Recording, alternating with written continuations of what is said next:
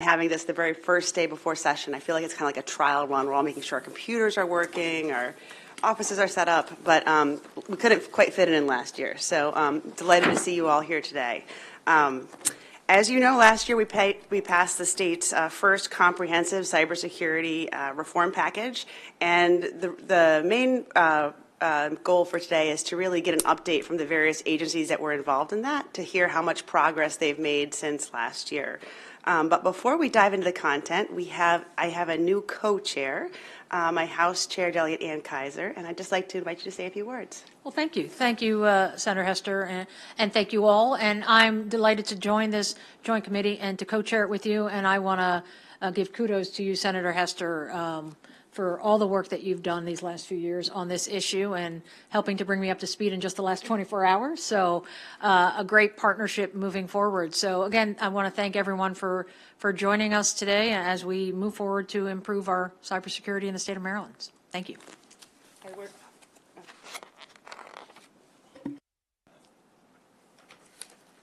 And we're delighted to have you, and your experience will add a lot to our committee, so thanks. Okay, so without further ado, first on our list of speakers is the Department of Information Technology. I'd like to invite our state CISO, Chip Stewart, to come forward, and Chief of Staff, Melissa Lehman. And what we've asked them to brief the committee on is the biggest actions that they've taken in the Department of Information Technology since the 2022 legislation was passed. What are the remaining steps, what challenges they face, and some specific questions on improvements that I know that they've made. So without further ado, we'll turn it over to the Do It team. Kick off? Yeah. Good afternoon, Co-Chair Hester and Co-Chair Kaiser. It's great to see you guys in person. As you know, we have been working through the implementation of all three bills from last year. You should have a slide deck that outlines some of the accomplishments of the past year. I'll cover them briefly. I do also want to mention you have a printout copy of the Office of Security Management Year in Review. So it is a far heartier document than last year. Last year, I think we were around 7 pages. This year, we're at 17. And I think that a lot of that has to do with the tremendous emphasis and partnership we've seen related to cybersecurity from the legislature. So a quick bit from the slides. On the first slide, and I don't know if it's easy to pull that up, we have a slide that details how we've been building the team. We hired recently a director of state cybersecurity and a director of local cybersecurity. Both of them are here with us today. And their roles have been really focused on building the partnership, both with local governments and with the state government agencies. In addition, as part of the legislative package, we implemented the MD-ISAC, that's the Maryland Information Sharing and Analysis Center. What that does is creates a bidirectional data sharing relationship with our partners in the local governments, as well as state agencies, our federal partners, and other states. And the goal of that really is to share cyber threat intelligence that helps protect us and helps protect our neighbors. This is, again, whole of state collective defense. This the one? Yes, the second one. That's it. Through the Maryland Cybersecurity Coordinating Council, we've implemented a number of policy standards related to cybersecurity, including several of the legislatively mandated pieces. So the incident reporting requirements for state government, for local governments, the mandatory disclosure guidelines related to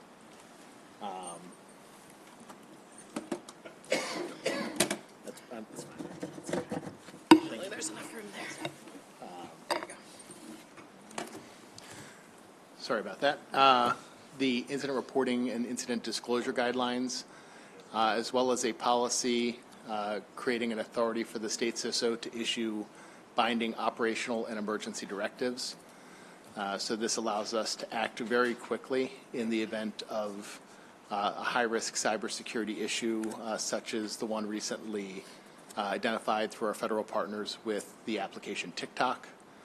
So we were able to very quickly execute a series of steps to help protect the state. One of the other great things that came through the Director of Local Cybersecurity is the Maryland Local Cybersecurity Collaborative. That is a working group that pulls all of the local governments together. Again, this is all about the partnerships, because without these partnerships, we don't have true cybersecurity for the state.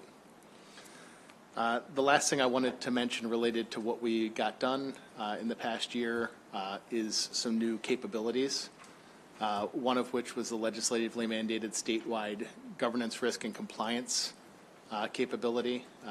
The requirement was to have that completed by December 31st, which we were able to successfully do. Additionally, we rolled out a statewide endpoint detection and response capability. What that is a tool that allows us to protect endpoints with the software on it. So again, this very much helps us protect all of the state's assets. With that, I'll pass it over. Good afternoon, Madam Chairs, members of the committee. Melissa Lehman, I'm the Chief of Staff for the Department of Information Technology.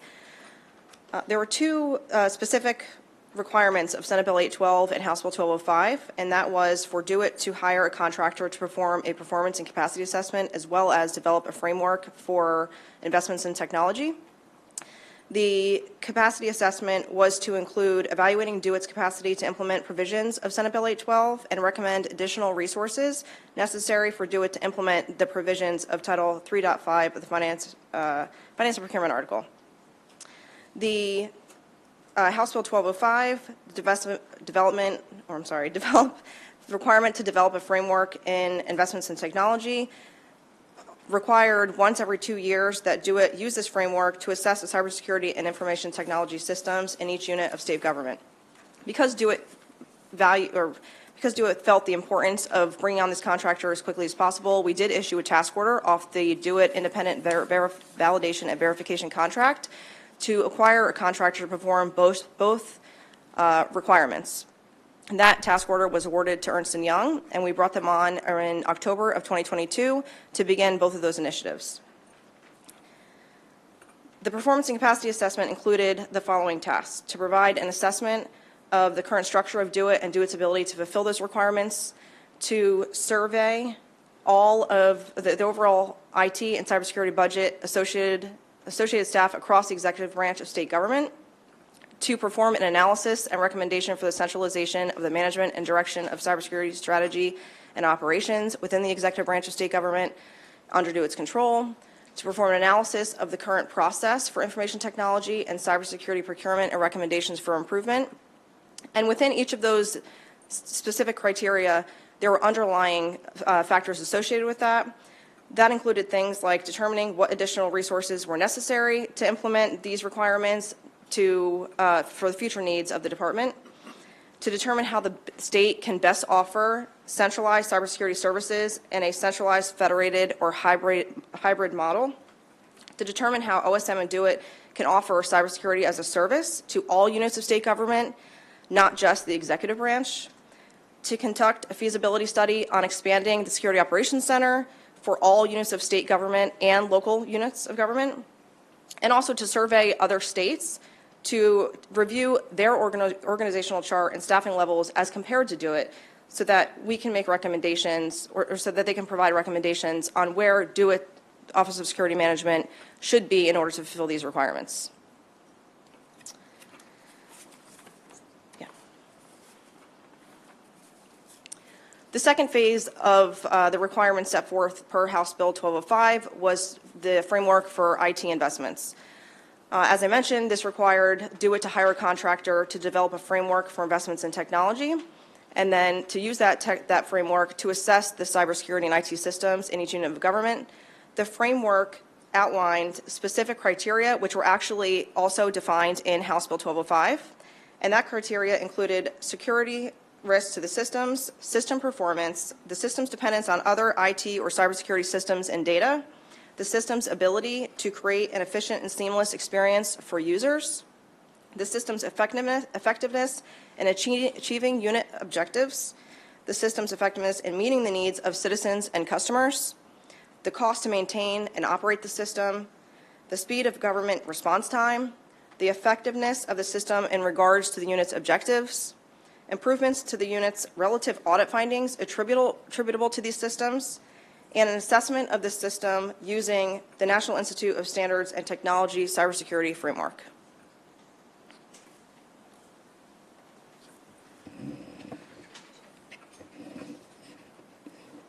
Do you want to pause for any questions, or? Okay. So I did want to cover one of our other big accomplishments from calendar year 2022, which was the cybersecurity assessments. One of our big objectives is to identify risks at a high level across the state as it relates to cybersecurity. The approach we took was to conduct assessments, and we've been very deliberate about saying assessment, not audit. The goal of this is to establish partnerships to identify, in collaboration with the units of state government, their actual cybersecurity posture. The nature of an audit is across the table. Our goal was really to be on the same side of the table with everyone we did the assessments with. Part of that is also identifying any strengths where maybe they have great practices that we want to implement statewide. The framework that we used for these assessments is the NIST, which is the National Institute of Standards and Technology Cybersecurity Framework. It's the framework that's used across most states in the country to assess cybersecurity risks for organizations like state governments and local governments. We used a maturity model to evaluate the scoring. The score sheet is a 0 to 5. 0 meaning the practice does not exist. 5 being it is a mature, well-developed, has metrics and continuous improvement processes built in. One of the things that people often ask is, hey, I do this really well right now. And what we tell them is, great, if you're doing it really well, but you don't have it documented, that means you're relying on heroics and institutional knowledge. The absolute best score you can get in that case is a 2 or a 3. Heroics are one of the biggest risks in cybersecurity because people go on vacation, they get sick, they find new jobs. And we can't rely, especially as a state, on heroics as part of our daily operations. So I'll cover a little bit about the results of the assessment and the roadmap, where we see ourselves going. So we did assessments of all cabinet agencies, plus most independent agencies.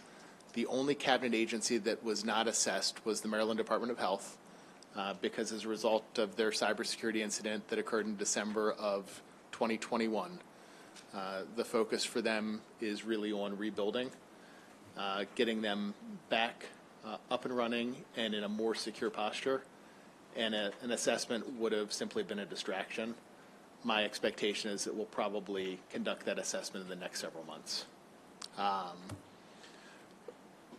Across, this slide says 70. I believe the current number is around 85 agencies and units have been assessed and are in some form of either they have the report, we've conducted a closeout.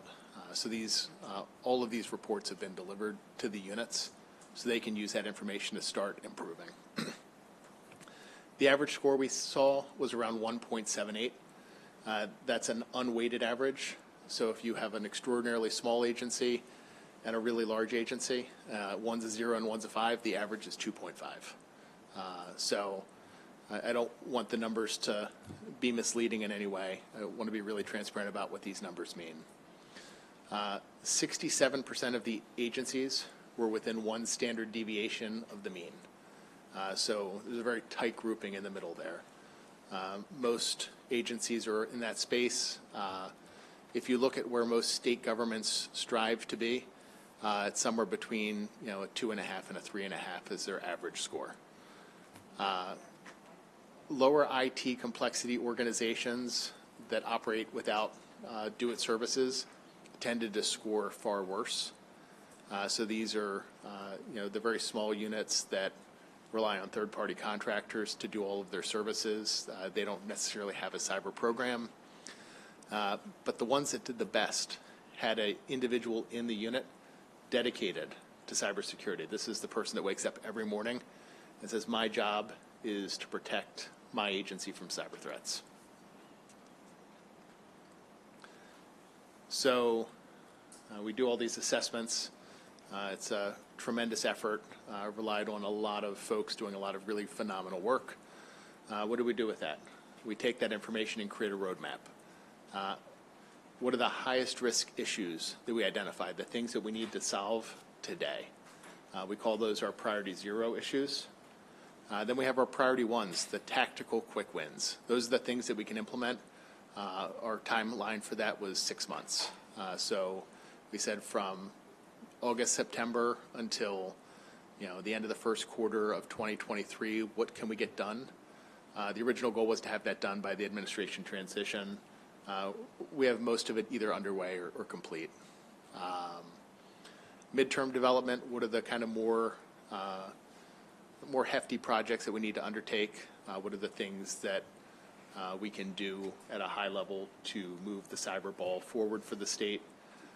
And then lastly, those long-term projects. These are the initiatives that very much rely on the building blocks from the priority 1 and priority 2 initiatives. How can we move those forward? As I mentioned, one of the tactical quick wins was the State Cyber Threat Intelligence Program. That, in combination with the Maryland ISAC, have created a Cyber Threat Intelligence Center within the State Security Operations Center. We did a press release announcing it is go live formally as of yesterday. Through the Maryland Local Cybersecurity Collaborative meetings, we've been signing up a lot of local governments, so that has been, I guess, another tremendous win. Role-based security awareness and training is another issue we've been dealing with. So different roles inside of organizations face different threats. For example, somebody in finance has to worry about people potentially telling them via email that they need to change bank routing numbers, or using technology for financial crimes. Where somebody in physical security might have to worry about people cloning access cards, or people leaving USB drives in a parking lot. These are different threats that different people have to worry about, so we want to make sure that we're training everybody broadly, but then also specifically. So one of the big initiatives through the tactical quick wins was to roll out role-based training. That is rolling out to agencies now, and we're seeing tremendous success with that. The last big quick win was creating that consistent endpoint detection and response capability. The product we're using is called CrowdStrike, and we've seen just a lot of wins related to that. All these things come together so that cyber threat intelligence feeds into the tools like CrowdStrike and helps protect all of the partners that we have connected. We have some great stories around getting a bit of information from another state, feeding that into our tools, and then proactively blocking things that we would have never seen before. So the timing has just been impeccable with that. We have a couple of quick wins underway. We have the Centers of Excellence. So what the Centers of Excellence are a combination of people, process, and partners coming together to build out incident response plans, business continuity plans, disaster recovery plans, risk management processes to help agencies line up their ability to respond and recover from a cybersecurity incident and assess the risk beforehand to help prevent it. We have the agency ISO program. So one of the things I mentioned initially was the single biggest determinant for whether an agency scored really well was if they had somebody that wakes up every day and says, cybersecurity is my job. This is a program to help develop the hiring, hiring tools. So, what do the job descriptions look like? What do the qualifications look like? What does the ongoing training look like? What are the duties that that person does on a daily, weekly, monthly, quarterly, and annual basis? And that'll help us put folks in agencies that can build up the agency's cyber capabilities.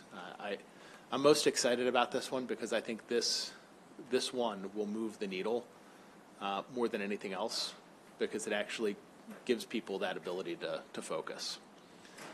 And then the last is improving the State Security Operations Center. In April of 2021, we moved the State Security Operations Center from a contractor to in-house. We've made a tremendous investment in bolstering that, really making that a highly capable center of excellence.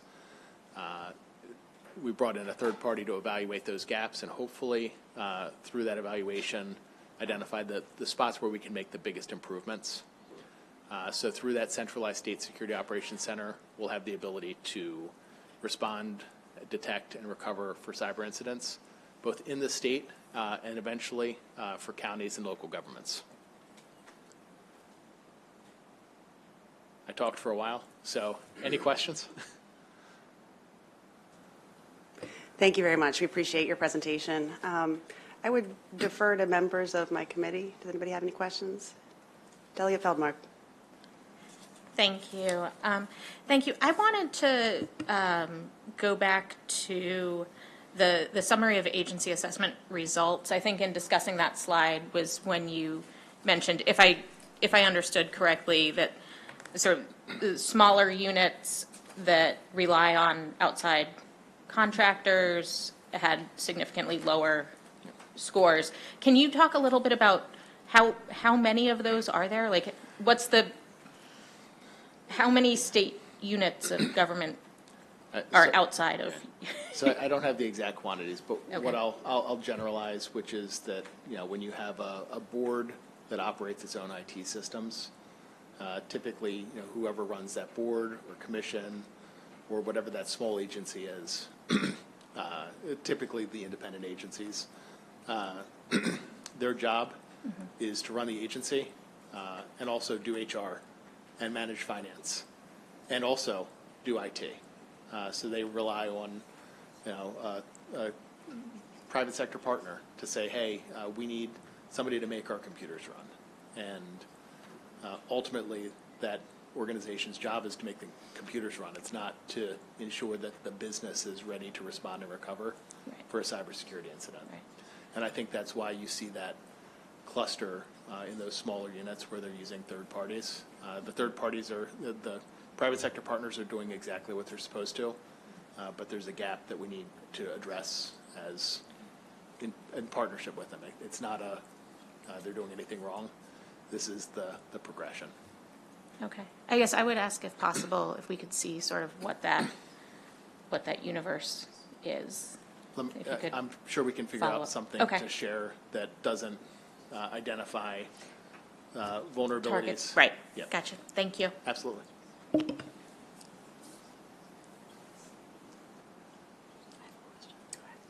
right, I'm going to ask a question. I want to thank you both. And Mr. Stewart, I'm going to have a million questions for you, but I'll be reaching out to your office. But one thing that I want to ask now on the slide on the quick wins underway, it was the middle section where you're referring to the agency InfoSec officers. Yep.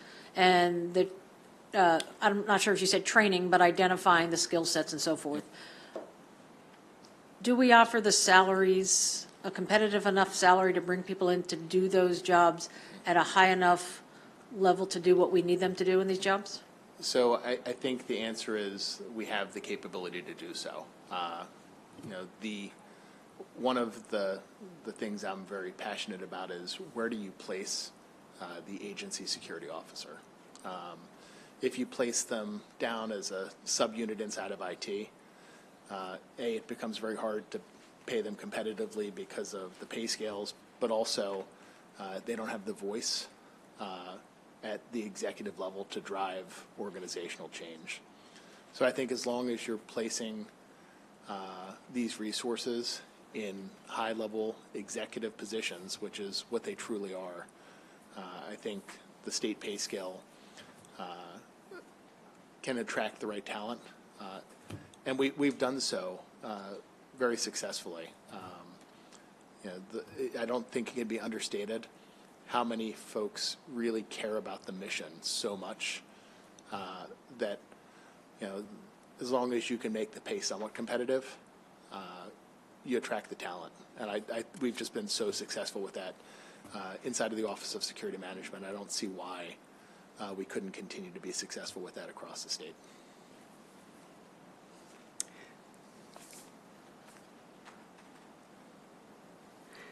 Thank you. I just wanted to follow up because I remember last year when we were working on this package of bills, there were many small agencies in my office complaining that they just didn't have the staff that they needed. So I guess my question is, I applaud your team really for identifying this as a low-hanging fruit and the need to fill these positions. Who actually hires them, and who makes that decision? So it's a great question. I think there's a couple of potential ways to address this. I think for the larger agencies, having the agency hire that person makes a ton of sense. For the smaller agencies who don't need somebody dedicated to them 24/7, 365, I think a model like the Attorney General's and the Assistant Attorney General's might be a good way to handle that problem, where you centralize that. They still work for that agency. They can get kicked out by that agency, but they would sit inside of OSM as a way to try to kind of minimize the likelihood that you have somebody sitting around with not enough work. And these are very high dollar, hard to find resources. If they're bought in on the mission and then you leave them sitting around, we're not going to retain them. So, Right. So then to follow up on that question, it sounds like if we're leaning towards the Attorney General's model, then that would mean that the DO-IT or OSM would be asking for 10 to 15 people to fulfill this role. Have you done that? So we're currently in the process of figuring out what model looks like. I think the number we came up with back of napkin for how many you need across the state, that includes agencies that already have folks, is between 40 and 45. Wow. So for the MDOTs, for the health departments, for the human services where they have somebody dedicated to these roles already, those come off that top number. So just to keep going down this path, and then I'll stop. If we potentially need 40 to 45 people, and you're still figuring out that it's probably not in this year's budget, so we'd have to wait a year to be able to hire these people. I think there's likely ways we could fund that. Okay.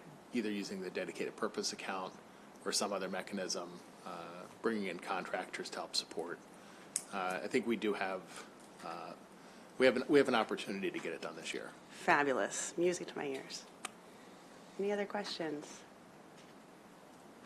I'd like to ask just a couple. I know that we had Mako was scheduled later today to come on and talk, but unfortunately there was a scheduling problem. They can't have it. They can't be here today. But I did have two questions about what we're currently doing to support our locals. And I can't remember which slide it was on, but we talked about the integration with the ISAC and the integration with the SOC. And I'm just wondering if you can sketch out the timeline for integration with local county governments for both of those items. So I don't know if you want to speak to the capacity assessment. The performance and capacity assessment that I referenced earlier on includes performing an analysis of the ISAC and the SOC to determine how OSM has to be staffed, what resources, what the structure would look like in order to expand to the local government. That is still, the final report is still being finalized, so it's not yet completed, but we hope to have that completed in the next couple of months. That's great. I asked another question about that report, and I was told it wasn't going to be available till December 1st of 2023. Are there interim reports along the way, or? So per the legislation, the interim report is due December 2023. We Right. hope to have it completed before then. Awesome. Yeah. Okay, so the answer to both those questions is you don't know yet, but in a couple months you hopefully will. Yes, ma'am. Okay. Any other questions?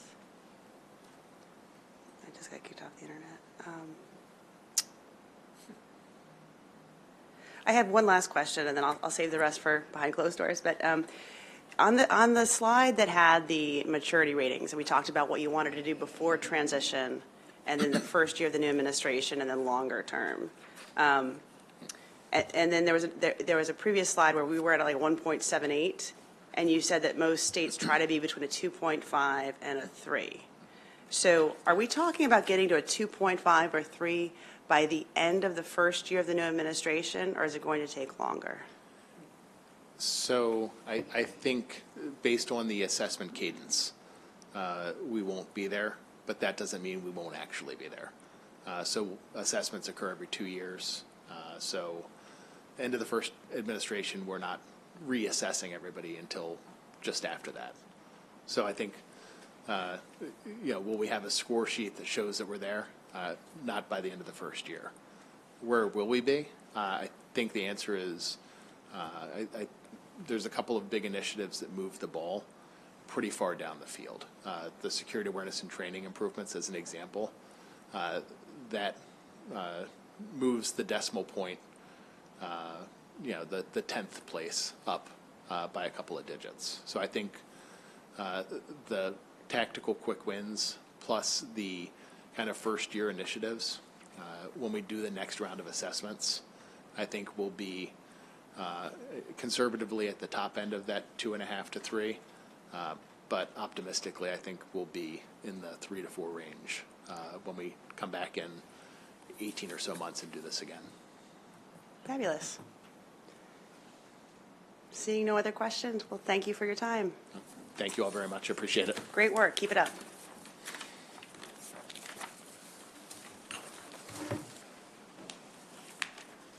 Okay, so next on our agenda is the Maryland Department of Emergency Management, and so I'd like to invite Chaz Eby and Anna Sierra to come up and share with us the great stuff that they've done in the past year.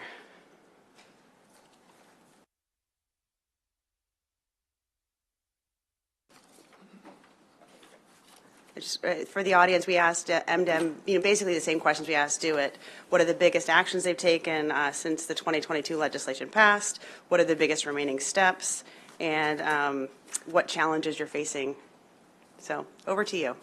Well, thank you, and good afternoon, Madam Chair, and members of the committee. Chaz Eby from the Maryland Department of Emergency Management, joined by Anna Sierra, our Chief Development Officer. We appreciate the invite and all of your support on cybersecurity initiatives, which we are also focused on at the Department of Emergency Management. I'm going to start by talking about some of our major initiatives of the last year, and then I'll also hit on both the questions that the committee sent ahead of time, as well as some of the specific responsibilities of emergency management as outlined in last year's various bills and laws. Well, first, and this is some sort of late-breaking news, we've coordinated the state's application and submission for the federal, state, and local cyber grant program, and we just found out that we have been awarded the $3.2 million that we submitted for. We're really happy about this. It's in partnership with our colleagues at DoIT. We've also established with DoIT as co-chair a planning committee, both for this money to work on investment justifications to the federal government, as well as prioritize and plan for those dollars, which 80% of which will go directly down to the local level through that. So that's a great initiative. It's going to complement what we're already doing in the state through emergency management, as well as some of the projects I'll talk about in a few minutes. 2022 was also a big year for our continuity of operations program. So what COOP is and how it relates to cybersecurity, it's something we've worked with state departments and agencies to ensure that they can complete their essential functions and business processes regardless of disaster type or disruption to their agency. And why it's really important for cybersecurity is, well, while we traditionally in emergency management think of weather hazards and the like, there's two things that pushed us to move this program and work with all state agencies last year to develop plans, which we now have for every state agency by the end of the last year, was cybersecurity and the evolving threat of cybersecurity, as well as the pandemic. And this was actually a self-imposed mandate. we thought it was a good idea at the time. I think it still is. It's a really important program, but we actually submitted a departmental bill 2 sessions ago requiring our own department to produce this program and then lead and facilitate other state agencies' continuity of operations plans because of the importance and because of, again, the evolving cyber threat, the evolving threat landscape that we see in Maryland. And we do now have plans from every state agency in Maryland. We also recently conducted a tabletop exercise with the cabinet and department level agencies last month, again with DeWitt, our colleague, where we exercised some of our plans and went through various scenarios around cybersecurity to ensure that that will be used to inform what we're doing in 2023 with some of the planning efforts as required by the bill. And finally, we have implemented the local cybersecurity incident reporting requirement, which was a component of the Local Cybersecurity Support Act. Again, with DeWitt, this requires local jurisdictions to inform both the State Emergency Management Agency as well as the SOC of any cyber incidents. So we've made some good progress, in short, and there are some things we still need to do. And I do want to touch on the Local Cybersecurity Support Act and some of the requirements in there and give you a brief update on those. I'm happy to answer more specific questions as I go through them. So one of the requirements would require us to have a database of resources that local governments and municipalities can search and find, both in terms of templates and planning resources, but also potential funding. We have issued a survey, and we have begun to collect that information. We're fortunate that the federal government has a number of databases and resources where they've shown pretty clearly, what federal resources are out there for local governments. We know there's more than that. There's also all sorts of state programs, as well as even local programs that other local jurisdictions and plans that they could use to build their own plans. And so, rather than just regurgitate valuable but federal resources, we've looked across the feds, state, local, and also nonprofit partners.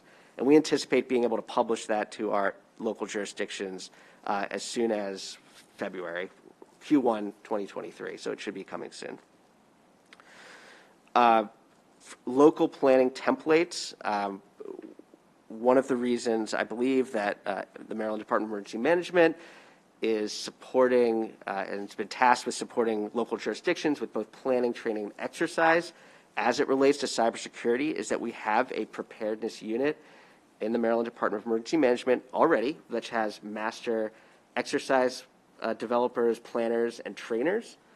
And so we're using them right now to support any cybersecurity efforts. We also have a cyber preparedness unit that's being stood up, that has been stood up in the Department of Emergency Management. We've recently hired, last October, the supervisor for that unit using federal grants, and we anticipate having additional staff on in Q1 2023 as well. And so the next step there, importantly, will be refining and then issuing a local cybersecurity planning template using that unit. It's being jump-started by these federal grants that we had through FEMA and the U.S. Department of Homeland Security, and then issuing that as soon as we can to local jurisdictions. We do offer a variety of other free-to-use planning, training, and exercise support by request for local jurisdictions. One thing that we're required by FEMA to do each year is an integrated preparedness planning effort. I'll cut to the chase here. What it requires us to do is go around to our local partners and say, what do you want to accomplish this year, and where do you need state support to get there? And it's really through planning, training, and exercising. That's I actually saw an email while we were sitting here. It's starting like right now. We go around, we hear what they need, and then our job will be then to help link them up to it. And so that's a report that we'll have available as well. The last big piece of accomplishments and things we've done so far is the exercise schedule. So emergency management and the Department of Information Technology have jointly developed an exercise roadmap for 2023, which includes regional exercises.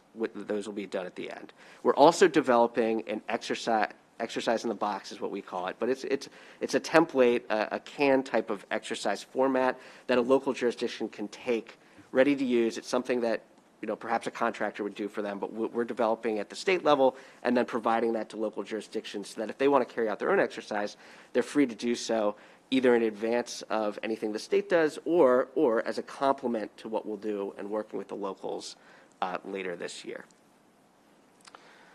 So some of the biggest remaining steps, we still need to focus on the regional assistance groups to deliver and coordinate support. We don't have specific positions funded for this right now.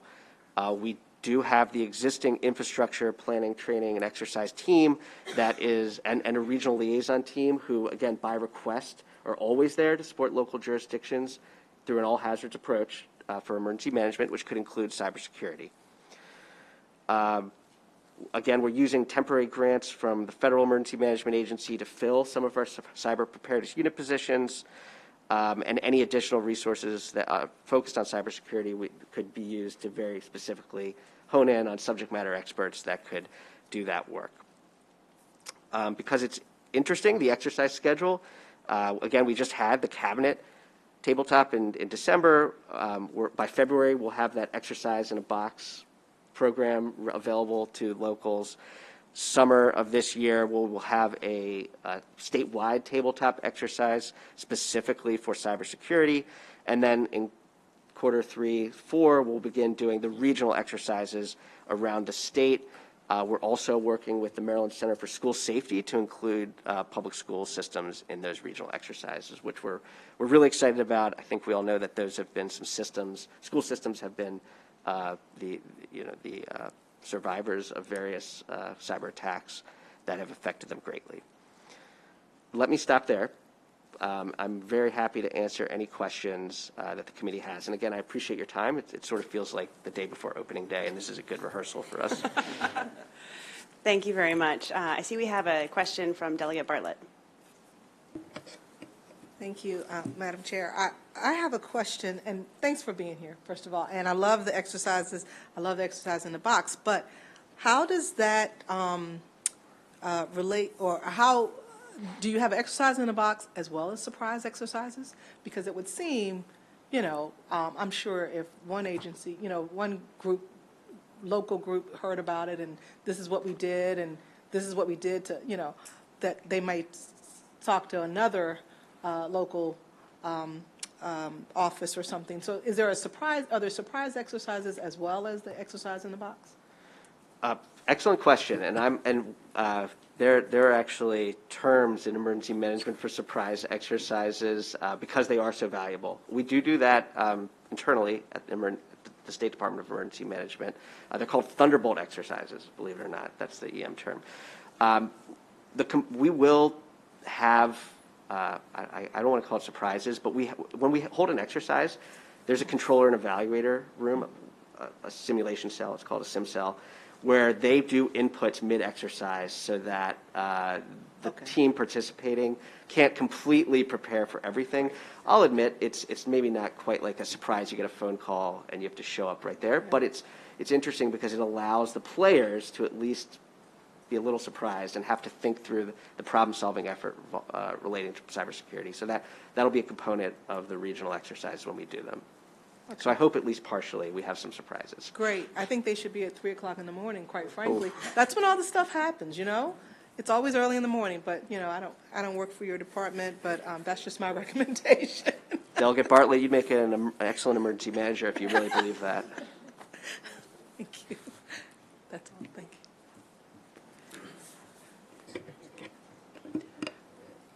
Okay, I guess, any other questions? Delegate Feldmark. Thank you. I guess when you talked about going out to the locals and asking, what it is they want to achieve and what resources they need to get that, and then you help provide or connect at least them with the appropriate resources. What are the types of things? I mean, are there trends or themes, commonalities that sort of everyone needs, and how, what are you seeing as the greatest need? A lot of it is capacity building. So here's, and I'll by way of example, perhaps one jurisdiction is really interested this year in updating their evacuation planning for, you know, a hurricane or something similar. They'd likely need subject matter expertise in a lot of different things, right? It's like transportation. They need the meteorology or National Weather Service to provide those type of inputs for this. And maybe they just need training on certain emergency management programs. We use something called HurEvac, which you can put inputs of, you know, a disaster in and actually see what traffic patterns might be like so that they can help determine how to do evacuation. So they might say, well, in order to build our plan, we need to be trained in this, this, and this. We might need capacity to help facilitate that effort, and that's something, again, the state may have. So I'd say capacity building is certainly something we're concerned about at the state level, because emergency management offices, you know, they can range. The smallest local emergency management office has really a half-time FTE, and others are larger, but they're pretty small overall. So capacity building is really important. And so just a follow-up to that, how regularly are you hearing the local jurisdictions thinking about cybersecurity in the emergency management context? Regularly, because it affects a lot of the emergency managers at local levels are also the public safety answering point, the 911 center lead as well, and that's a huge concern for them. And so it's something they certainly share the concerns. They're interested in the grant programs that we've recently applied for, because again, that has such a large pass through to the local level, which is great. So I think they're quite aware. Yes. Okay. Thank you.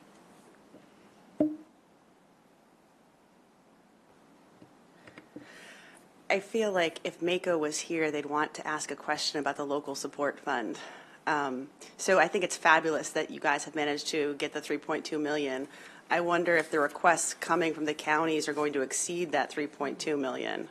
And if there's any kind of, to Delegate Feldmark's point, if what the counties are asking for, were the state's able to support them, or if they're kind of still left scrapping together a half a person and something else to deal with their cybersecurity. Yeah, I can certainly envision $3.2 million not fully satisfying local need. Hopefully it will be a good jump start. We do, at emergency management, so part of Senate Bill 811, we administer the local cybersecurity support fund. We're well positioned to do that as the state's administrative agent for all of the FEMA-based grant programs. So we have grant administrators, we have finance team who are regularly doing local grants. As you know, that fund we do not have funding in that right now, but we feel prepared to do so.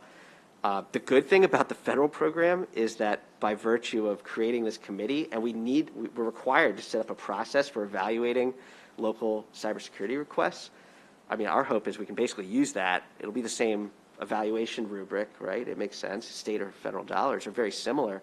And then we can use that to leverage it for when the local fund as well. So if you could get back to us, based on what you're hearing from the locals, the intent of the bill, while it was unfunded, was that there would be $25 million of state money going into that local support fund, which has yet to be funded. So if you could get back to us with an estimate, like, are we now at 25 million minus 3.2? Like, what do we actually need to help the counties out in this case? That would be fabulous. Yeah, absolutely. Any other questions? Okay, thank you so much for your time. Thank you. Okay, next up, we'll be moving on to the Department of the Environment with Acting Secretary, Deputy Secretary Suzanne Dorsey, and Gabrielle Leach, Deputy Director of Legislative and Intergovernmental Relations. Thank you for being here today.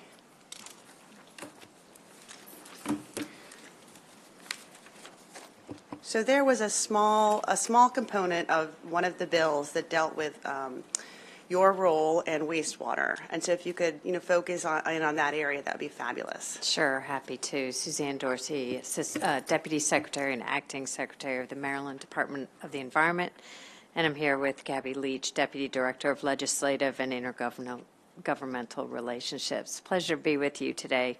So this, again, relates to water and wastewater SEER, November 2022. MDE set out some guidance documents along with a reporting requirement to all water and wastewater systems throughout Maryland. We explained to the systems what they needed to do to comply with the Modernized Maryland Act of 2022. And we also provided them with access to, and I believe Gabby sent out a sheet, free cybersecurity assessment and technical assistance tool sponsored by the EPA. So we were able to provide that to all of our water systems last year. We also have funding available through our state revolving fund, and that application period is open now. So that's a brief overview of where we are.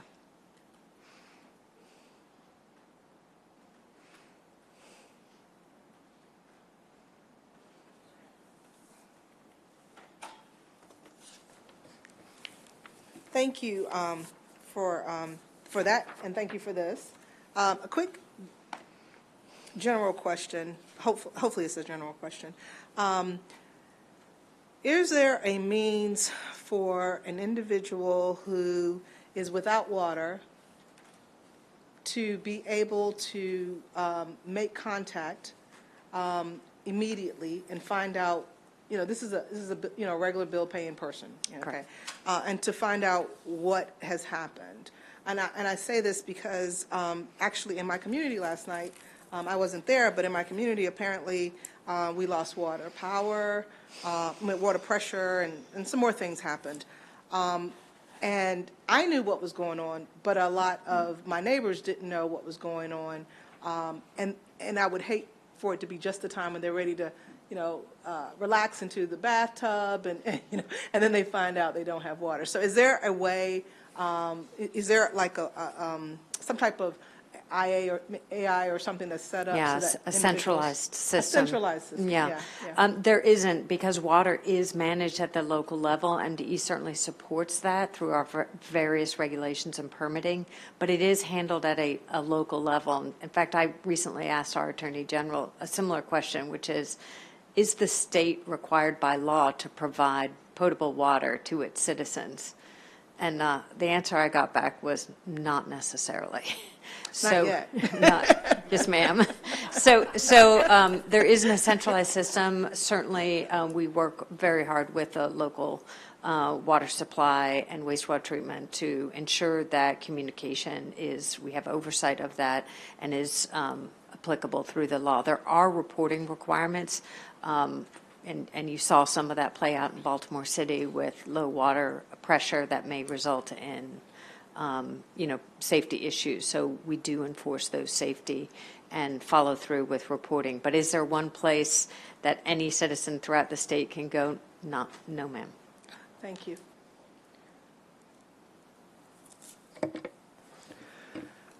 I just wanted to ask two questions. I felt like we went really fast.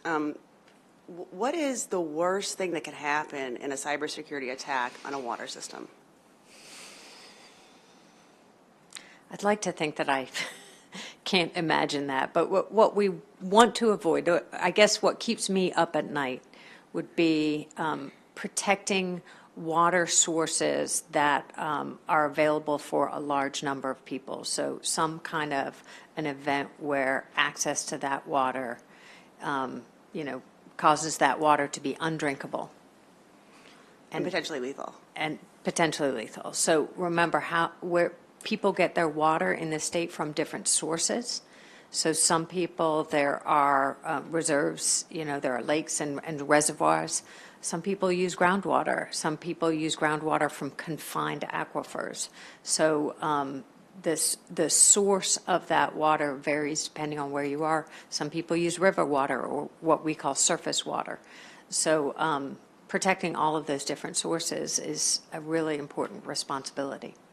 So the regulations and the reporting that you required last year, does that require a county's local wastewater treatment to prevent hackers from hacking in to the operating technology software and preventing them from manipulating the chemicals so that the water is undrinkable? So what we've done is ask them to do an assessment similar to what you saw Do It, say what they did an assessment of state agencies.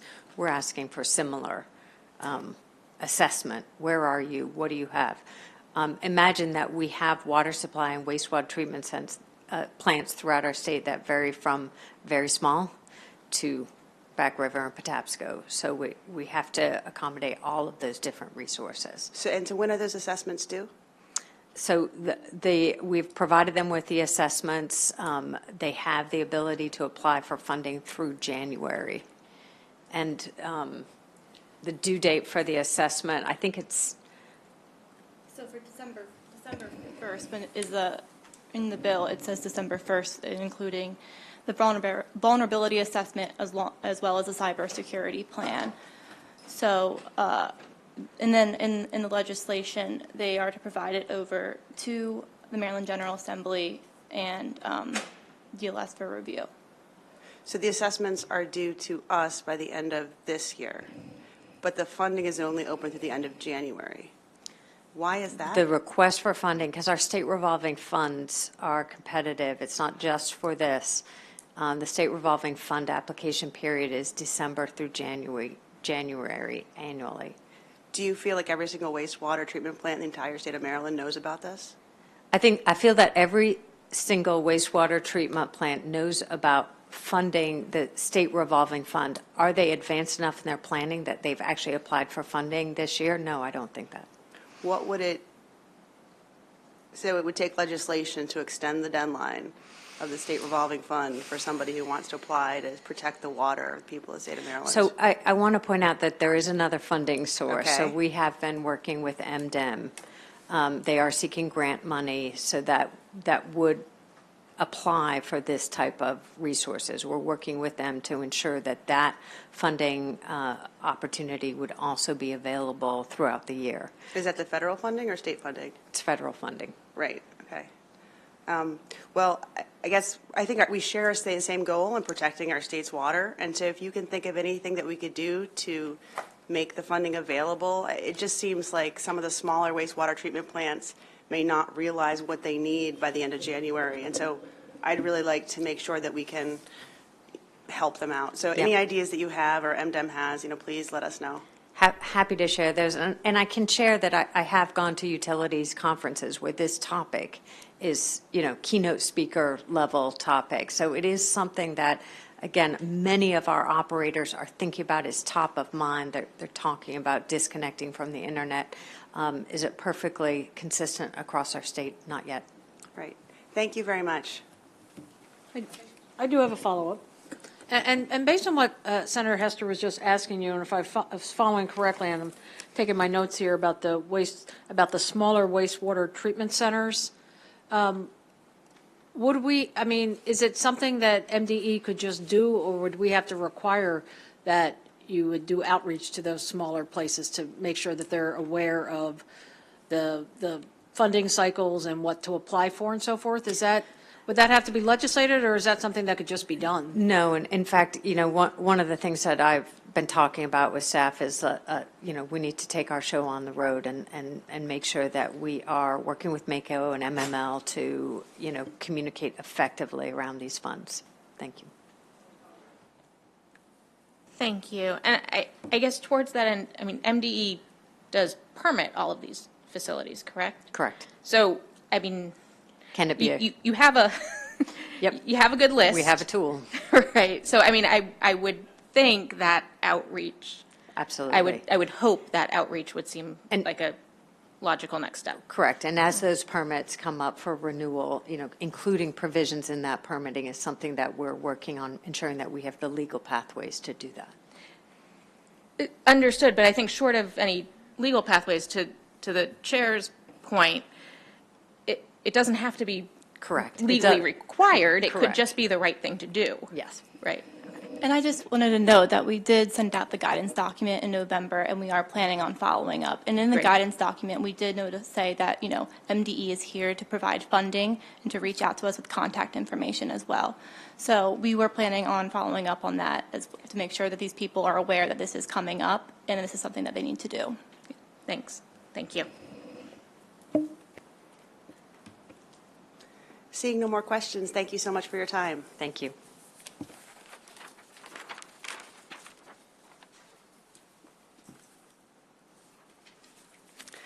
Okay, so we've reached the basically halfway point in today's committee hearing. We're going to switch from the implementation of the core package to having some updates on the modernization projects. And we have a selection of different agencies here. The point of this was really for the committee to get a flavor of, what type of modernization projects we have, how much they cost, and as the Modernized Maryland Commission continues to meet, to be able to make sure that it's as effective as possible. So to that end, we have is the comptroller's office coming or not? Do its first. Okay. So we're going to start off with the Department of Information Technology again, and Ashley Lehman, the Chief Experience Officer.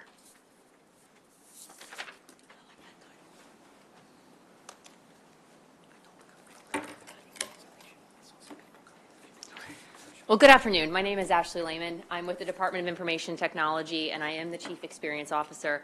First, let me just say I'm very excited to be here. This is my first time speaking in this forum, and I'm honored to have been asked to share some thoughts about the One Stop Portal. With that, I would be remiss if I didn't just start out by explaining the problem we were trying to solve with the One Stop Portal. As you can probably imagine, the state has literally hundreds of forms and applications that citizens need to try and navigate in order to obtain certifications, registrations, permits, those types of things. And it can be quite cumbersome for not only our hardworking state employees, but also the citizens of Maryland. In order to try to make that experience better, the Department of Information Technology, along with many other agencies, collaborated to build what we call the One Stop platform. To date, we have navigational access to over 350 forms and applications at the state. That represents approximately 17 different agencies and departments across the state. We have processed 1.2 million transactions, and we have also fully automated 40 forms and applications, meaning those forms are digitized and the business process workflows behind them that support them are also automated. This project has been beneficial in many ways, such as providing a better customer experience to our citizens. As you are certainly aware, citizens today want a digitized experience. They don't want to call somebody on the phone. They don't want to walk into an office, right? They want to go online or go on an app on their phone, and they want to be able to interact and obtain the services they need. And that's what the Maryland One Stop Portal is really aiming to do. But not only just a benefit for citizens, it's also helping the state of Maryland be more cost efficient.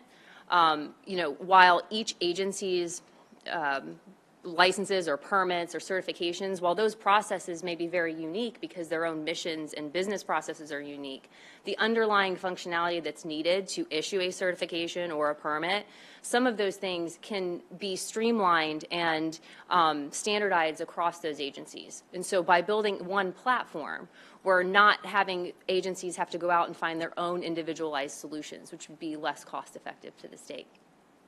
Not only are we trying to automate, provide a better customer service, customer experience, and also provide a better work experience for our state employees. We were actually played an integral role in the COVID pandemic. We helped multiple agencies such as the Department of Commerce, the Department of Housing and Community Development, the Department of Health issue forms and put up forms quickly in order to intake applicants for certain relief programs. Actually, DHCD, we implemented 3 forms for them in 3 weeks. So we like to say that. So it was very quick. We're talking about days, not months.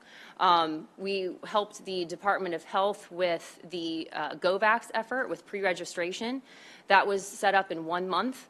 It was up for 6 weeks. We had at times 8,000 concurrent users, which demonstrates the scalability of this platform. And we processed over a million transactions there. Even recently, we're still working to help provide relief based on the effects or the after effects of the COVID pandemic. We put up a form for the Department of Budget and Management that deals with water assistance, so assistance to water companies that are having trouble with the lost revenue and being able to offset some customers' bills in order to provide relief and to not only the company but the citizens of Maryland. So we are continuously working with agencies to increase efficiency, but also that customer experience.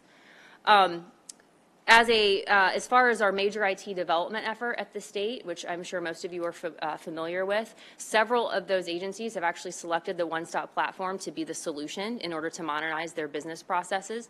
Most notably today, we are currently working with the State Department of Assessment and Taxation, which is working to automate their renter's tax credit program, their homeowner's tax credit program, as well as the Department of Agriculture, which there's over 20 programs at the Department of Agriculture that we're working on modernizing and automating their forms and business processes. We're also working very collaboratively with the Department of Health on some new projects, as well as the Department of the Environment. And each day, the do-it intake process, where we work with agencies in order to understand the solutions that they're needing. There's new ideas and new ways that One Stop can benefit agencies and the citizens of Maryland. I think with that, I will open it up for questions.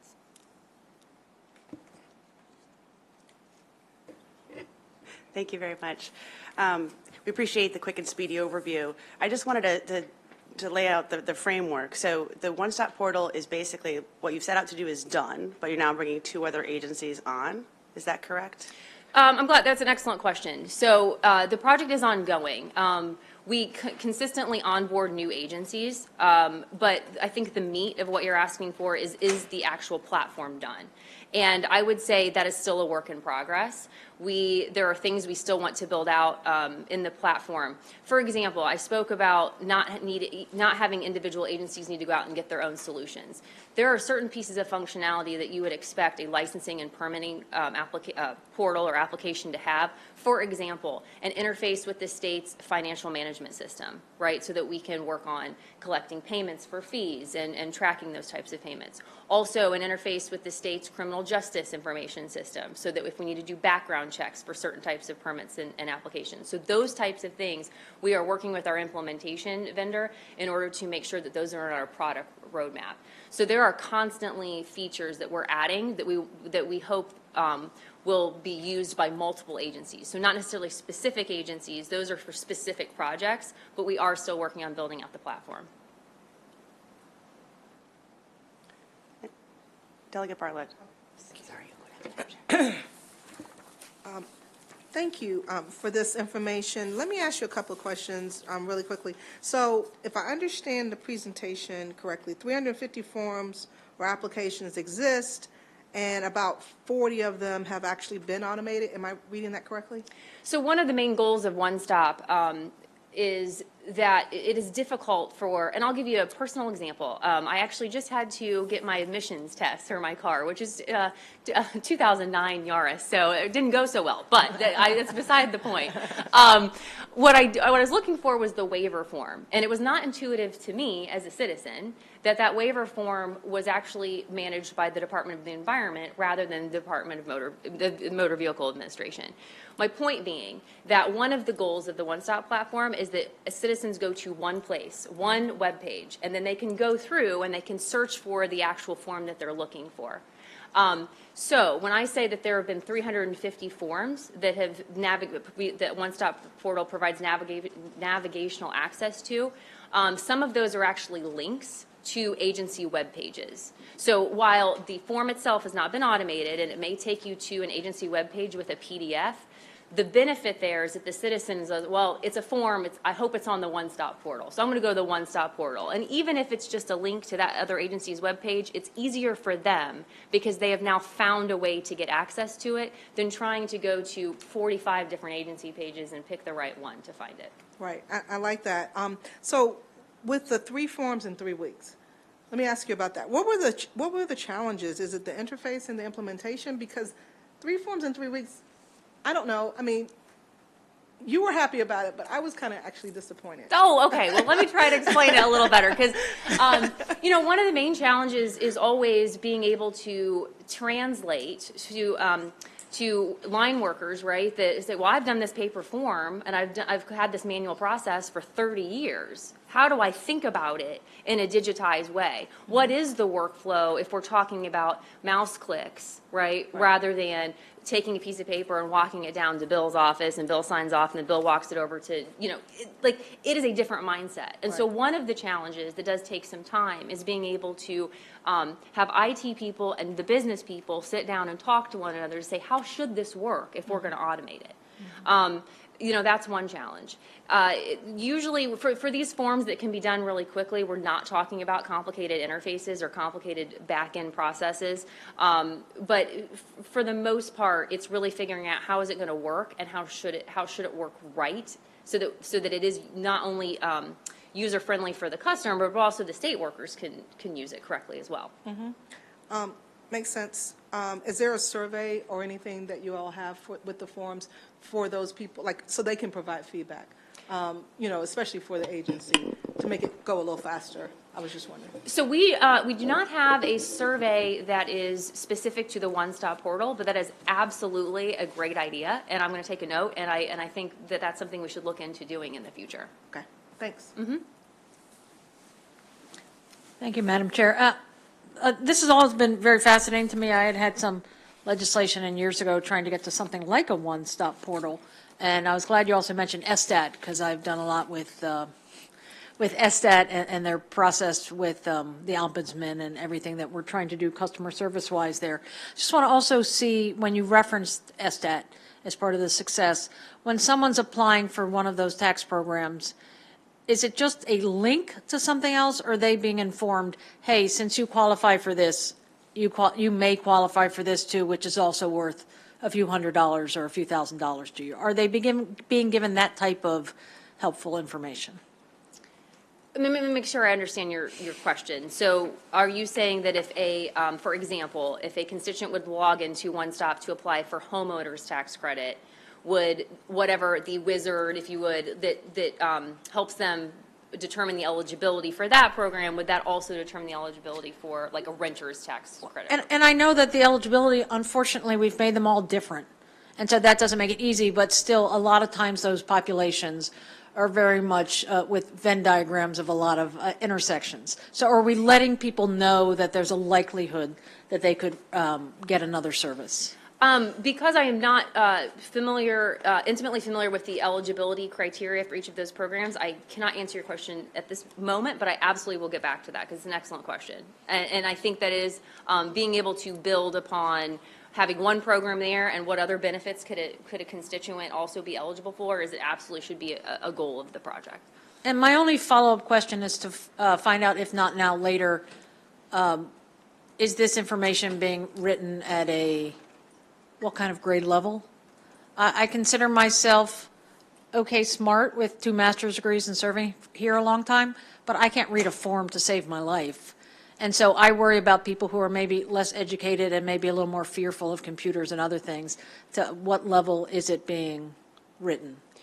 So I think that question would be on an agency-by-agency basis, since they do publish their own forms. I mean, we're really automating what they give us. But I will say that one benefit of having these forms and the interaction be automated through the one-stop portal is because of the workflows that are built in. If a constituent fills out a form, and if it's incorrect, and when the caseworker or someone, reviews it, it can be sent back automatically and say, hey, this wasn't filled out correctly. And that way, if they didn't fill out correctly because they didn't understand it, you can start that dialogue. Whereas, in sort of that old, the legacy approach of, well, I got to mail my form, and I got to wait 3 weeks for somebody to get it, and then so at least we're catching it when there's problems, maybe comprehending or understanding what needs to be done on both sides. I think we're catching that quicker.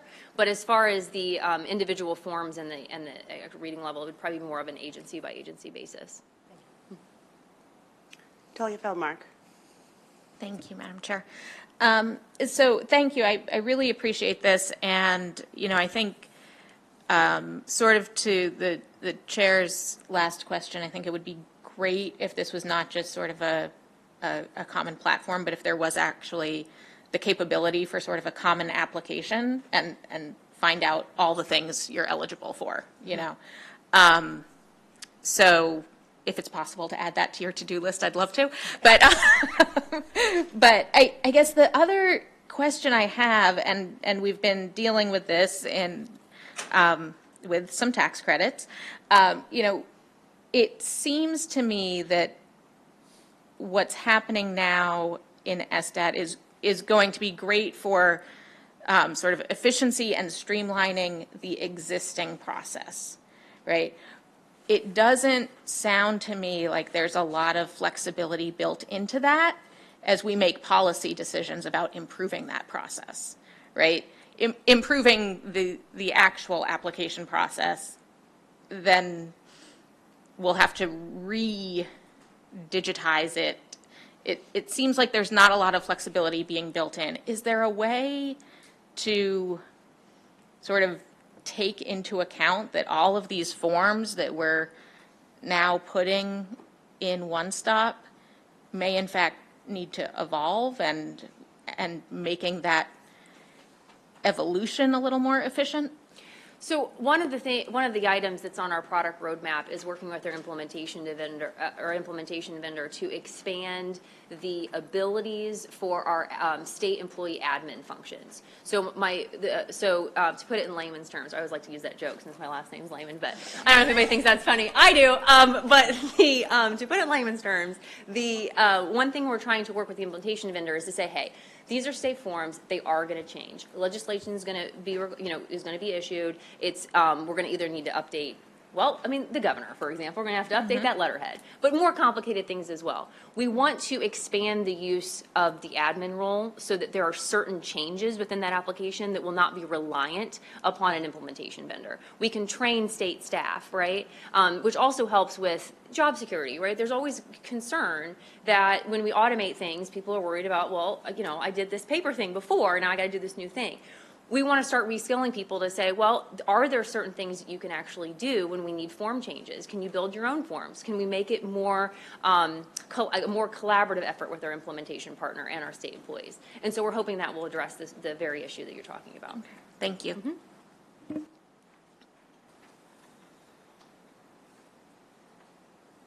Madam Chair.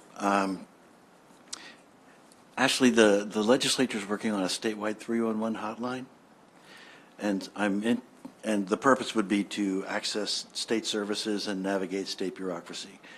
How would the one-stop portal interface with that? Would it duplicate it? Would it make it redundant? Would it complement it? Would it compete with it? I am unfortunately unfamiliar with the exact efforts that you're referring to, so I would have to get back to you, but I can certainly look into that. Okay, so we should talk before the bill hearing on 311. It sounds like it, yeah. Okay. Thank you, Madam Chair. I have, actually have 4 questions, but we're also on a timeline, so I'm just going to ask you the questions, and if you could get back to us afterwards, that would be great. Mm-hmm. My first question is about the forms. Like, are the forms that people are actually filling out, are those like connected to the actual agencies? Like, does it go straight into the back-end system of the Department of Labor or the Department of Commerce or the Department of whatever? Am I allowed to answer now, or do you want me to wait? You said you want me to write, do you want me to get back to you? Is it a yes or no answer? Yes, the answer is yes. Okay, fabulous. The second question is, I found it interesting that you haven't yet done a survey. So I just wanted to, whoever asked that question about doing a survey, I would love to know, there's 2 users, right? There's the agencies who use the One Stop, and then there's the people who use the One Stop. Have you gotten feedback from either side about what's working and what's not working? So, and once again, if you could provide that to the committee, I hate to cut you off, but I'm also supposed to keep us on time. And then my third question was around licensing. Are we hearing licensing later? Like getting your nurse's license or your engineer's license, does that go through One Stop or is that separate? You can ask, Unless it's yes or no. I'm not sure. No, it's not yes or no. Okay, Yeah. fabulous. If you could get back to us with those three things, that would be great. Okay.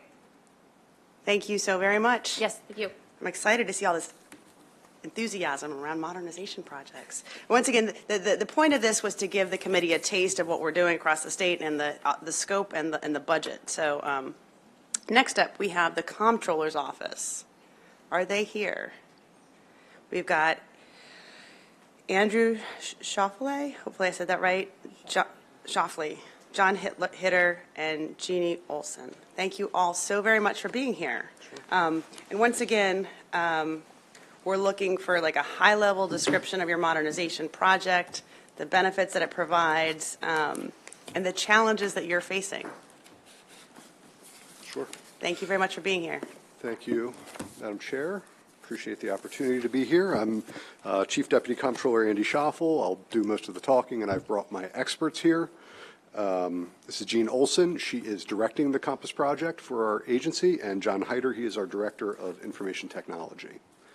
So you should have a deck from us. I hope that has reached you. It says Comptroller of Maryland on the front and Compass at the very beginning. I'm sorry? I didn't bring it. My laptop was dead. Anybody have a copy of it, electronic? Okay. Well, I think I can hit it anyway, because I think what you've asked for is pretty basic stuff, and I can at least get you there, because I know you're tight on time. So we call the project is called Compass. That is the name that we have given it.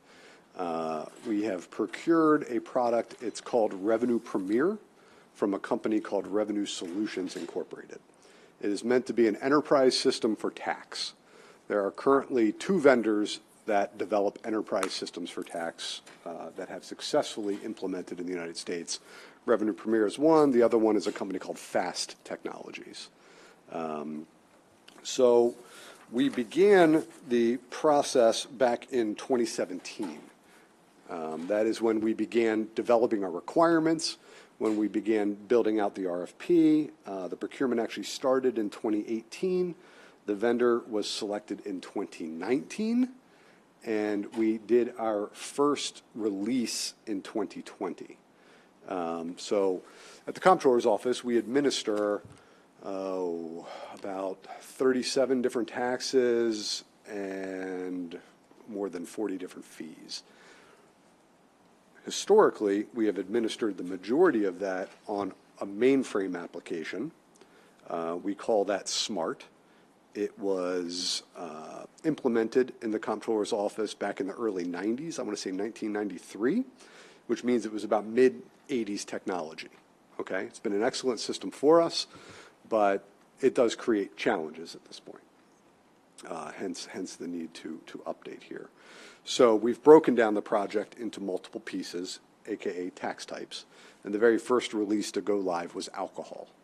Alcohol is a tax that is applied against the wholesalers of alcohol, so it's a very small tax base. It's a tax base that we regulate, or used to regulate rather at the time, and that really enabled us to get feedback from the industry and deal with the taxpayers as we rolled out that implementation. Hence, it's going first. Second was corporate, because we wanted to do an income tax, but again, a smaller version of the income tax relative to the personal income tax in Maryland. So those are the 2 that have gone live. We are currently working on what we call Release 2, which is the bulk of our business taxes. And this is where things get to become much more high volume for us. So the sales tax, which has about between 60 and 100,000 filers monthly, and you have withholding tax, which is the single largest source of revenue for the state of Maryland, right? It's the piece that gets held back out of all of our paychecks, gets contributed to us. We get about 300,000 of those returns a month. And then we have myriad others lumped into here. Motor fuel, which is about another $8 billion annually, and a bunch of just much smaller tax sources. So that is in the late stages of the build, and then we'll go into testing and deployment. And then there is Release 3, which is the individual income tax, as well as a couple of other taxes that are very related to the individual income tax. That work was slated to begin about 2 months ago. We did begin it, and we determined we didn't really have the resources to work all of this concurrently, so we've pressed pause on that as we focus on the release of those business taxes. We have, from a governance perspective, as I mentioned, Jean is managing the project for the agency, but we also have a project manager contractually. It is now a firm called Saragor. We brought them in at the beginning of 2022. Prior to that, it was another firm called BSGI. So we did kind of switch our program management support at the beginning of 2022 there. We also have a contractor that is working with us on cultural change management to help develop our staff to be ready for this new system, help us perhaps reorganize components of our organization around this new system. To directly to your point, what does this mean, right? Why are we doing all of this? The majority of the project is behind the scenes. It is the nuts and bolts of processing payments and taxes and refunds. The thing that we are most excited about and what will be most evident to the taxpayer is our portal. I just heard you using the word portal quite a bit. So we will finally have an online secure portal where our taxpayers can interact with us without speaking to us. They don't want to speak to us, right? Nobody wants to talk to anybody anymore, but you especially don't want to talk to the tax office. And, the expectation is that what we provide will look just like online banking, right? You'll go in and you'll say, okay, I have a withholding account, a sales tax account, and my personal returns. And you'll be able to see all that in one place. And I'll be able to see I made payments or, this is caught up and they're asking for more documentation, right? It should really be a fully functional portal that will be available. We're very excited because the portal will roll out in phases as well. And the portal will be rolling out for Release 2 for Release 1 taxes. Right, the Release 1 taxes, it will be, A pilot, right. that's right, we're doing a Right. pilot program. And then it will roll out, again, concurrently with Release 2 with all the business taxes. That's right. So it'll really be available on the business side initially, which again is engineered on purpose because it's a smaller volume and a community that we can communicate with to get feedback and really put all that in place when we therefore go with the individual, which is the big one, right? The individual income tax is the bulk of what we do as an agency. And it's also the most complex by far. So that is Compass in a 5-minute nutshell.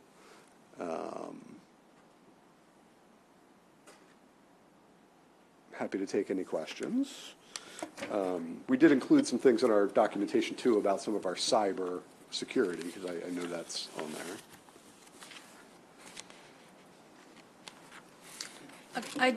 Thank you. I do have a question. Thank you. Good to see you again.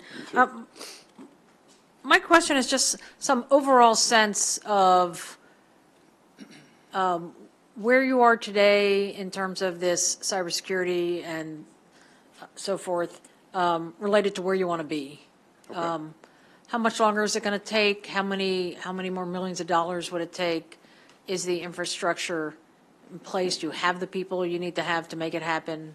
Just kind of that story. Project-wide or just cybersecurity or kind of both? Project-wide. I apologize. Thank you. No problem. So one of the slides we provided is our COM sort of standards that we have for cybersecurity. Something that is relatively unique to us relative to probably the rest of the state agencies is because we use IRS data and have a data relationship with them where we're sharing back and forth. We have always had a tremendous amount of oversight and auditing of our cybersecurity. It is rigorous, and John can attest to this, even the business units can as well. We get in-person audits every 3 years, and we are constantly going back and forth with them throughout the year. We also get everybody else's audit as a part of whatever else they may be doing. So. That's right. We have felt somewhat protected over these years in the fact that we use a mainframe application because it's less of a target, has always been our general thought out there. So I will be honest that it gives me heartburn going to a server-based and the online portal, right? We're creating more avenues, but it's what we must do. That said, you know, this system is in place. It does have the build for to interact with the most current cybersecurity standards. We have just kicked off a project. I think I saw some of the folks formerly of the Do It paradigm, right? That we're looking to bring in and kind of give us an audit of our existing systems and then talk about Compass as well. But I think that covers it. John, do you want to add anything? Well, we're also looking more at technical? the recent purchase by Do It of CrowdStrike, which is a replacement for malware type stuff, which will bring us more to a state standard rather than individual group standard. And as an initiative within our department, we're also looking at multi-factor authentication, which is key to any banking or financial world today. So we're actually, in fact, I just approved the request for purchase orders yesterday. So on that. Thank you very much. I guess I have two questions, and if they're going to be long answers, we can take them offline. But just looking at the project history, it looks like we started in 2017, and we're looking at release in 2023 plus. So that's, 6 years end to end, and I don't know how many millions of dollars. Have there been challenges along the way? What's the biggest challenge? Because my second question is, this is about taxes. The comptroller's office does more than taxes. There's also procurement and a whole lot of other stuff you do. So I'm worried that this is a major project. It's taken 6 or 7 years, and it's really only 30% of your operations. Are you talking about basically the famous R-Stars AdPIC system? Well, yeah, what other else systems you have? That's a part of GAD. I think FEMAS is still programmed in COBOL or something, right? Those systems currently are also in COBOL. Right. But that's a project that's headed up by DBM. They control FEMAS. We run it on the Annapolis Data Center, but we don't support the code. Gotcha. So is the Compass with the tax, is that the majority of the work that you guys do, or is it only? It is. It's. I mean, if I had to break down the agency, yeah, it's 70 to 80% of what we do. Okay, well that makes me feel better.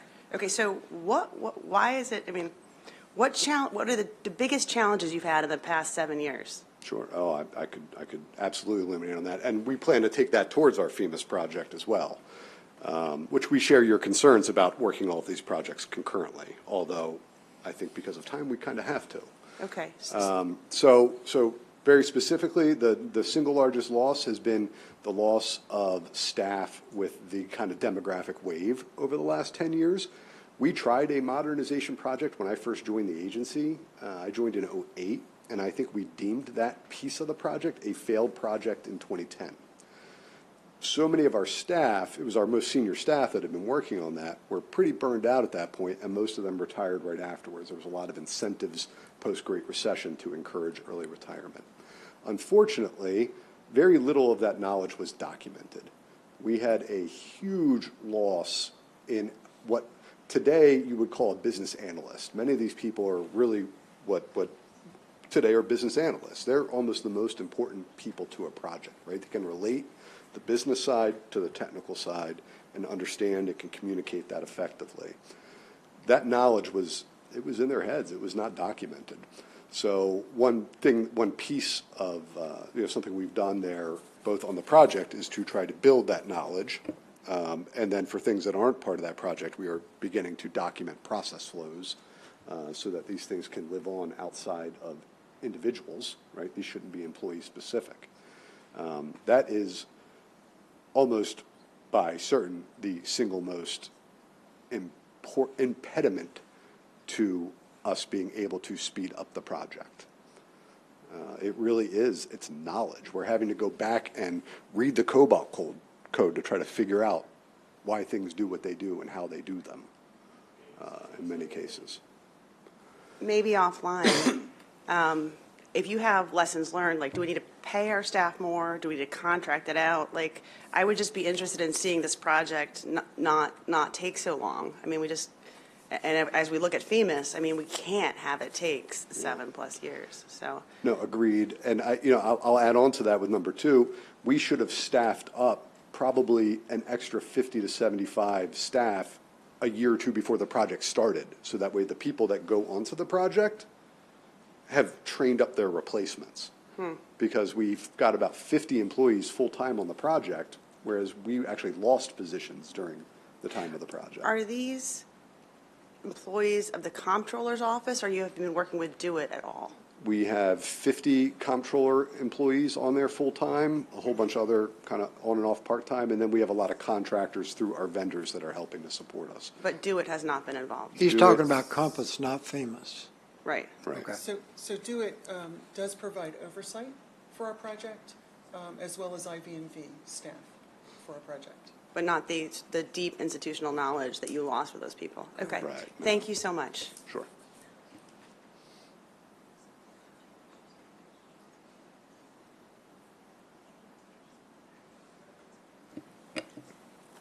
Thank you very much. You're excused. We All appreciate right. you being here. Yep. Thank you. I think we've just got a quick change in order due to some scheduling issues. If we could have the Governor's Grants Office come up next.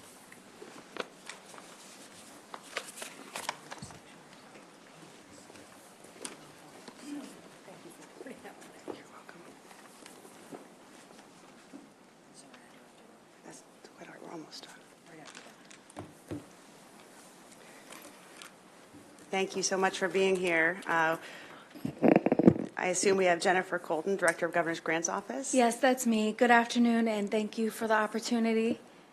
I know that my questions were slightly different. I wasn't a part of last year's kind of overview, but I provided a one-pager for you to take a look at that goes into a little bit more detail. But I'll just talk high level at the moment.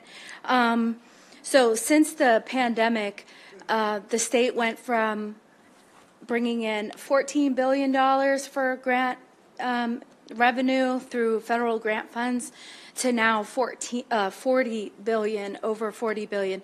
That's a large number, and the state doesn't currently have a centralized, standardized system, right? Every state agency manages these funds across their programs in a decentralized manner, resulting in cumbersome, inefficient business processes. This also creates barriers for the community and folks who are trying to apply for these funds, and it also makes it challenging for the state agencies to comply with relevant federal guidelines and fiscal and programmatic requirements that are tied to these grant programs. The Enterprise Grants Management System project has been a priority for my office for the past several years, and we've worked very closely with the Department of IT in support of this effort. We're a very small 2-person office, and we've been recruiting contractor staff to work as a kind of project team that I've overseen and work with Do It in collaboration of managing these, ramp up activities, so to speak. Excuse me, bringing a centralized system with standard kind of functionality as it relates to grant applications, budget templates, and grant agreements, as an example, is also a priority for the nonprofit community. OLA has demonstrated a significant interest, as demonstrated in their November 21 state grant performance audit. And then also, your colleagues in the legislature have also in recent sessions have supported legislation and introduced legislation resulting in, as an example, the Mega Council, which is the Maryland Efficient Grant Application Council, to which I'm the chair of, and the goal is to, in that case, study and make recommendations on how do we, the state, make things easier as far as grants management is concerned. The project is currently in active procurement, meaning, we have, last year we released an RFP, we closed it, we have relevant or, interested vendor applications or proposals submitted, we've reviewed those technical proposals, and the next step is oral presentations and demonstrations, which should happen in the next month or so, and our goal is to have a recommendation for award to the Board of Public Works in the second quarter of this calendar year. And then to your question about kind of the type of technology and scalability, we're expecting and evaluating all the proposals based on the need for a web-based solution. It must already be in use as a grants management technology. We're not looking for basically a homegrown or, custom-built solution, right? This needs to be kind of a commercial off-the-shelf product with the expectation that there'll be a need for some customization or standardization, but we're not building this, or the desire is not to build this from scratch. It also must obviously align with the state's security requirements and policies that are in place, and ensuring that it's scalable across agencies and modern kind of technology. So for the last 2 years, we've been overseeing this project team. They've been working on identifying and validating business needs, working with state agencies on kind of as-is processes, clarifying requirements, and developing tools and artifacts meant to kind of support a vendor on this implementation when a vendor is awarded. Our kind of greatest challenge or risk, in my opinion, is ensuring that the ongoing support and leadership as it relates to the new administration and the various agency secretaries and leadership, with new administration coming in, maintains kind of across all the agencies and across the board. We've had strong, support and leadership with the Department of IT and other agencies, but I'd hate for that to kind of change or not be in place, once these new secretaries are in place. And also, the other kind of large risk, in my opinion, is the lack of state regulation or laws or statute when it comes to grants management. As you probably know, there's extensive language as it relates to procurement, and vendor rules, and nothing exists as far as grants management is concerned. So moving forward, having a system in place, in my opinion, is going to help facilitate, improved management, but there isn't anything necessarily in place kind of dictating that outside of a system, or kind of providing the authority or the requirements of utilizing such a system, or, as far as my office is concerned, in overseeing that effort. So I will stop there and pause for any questions.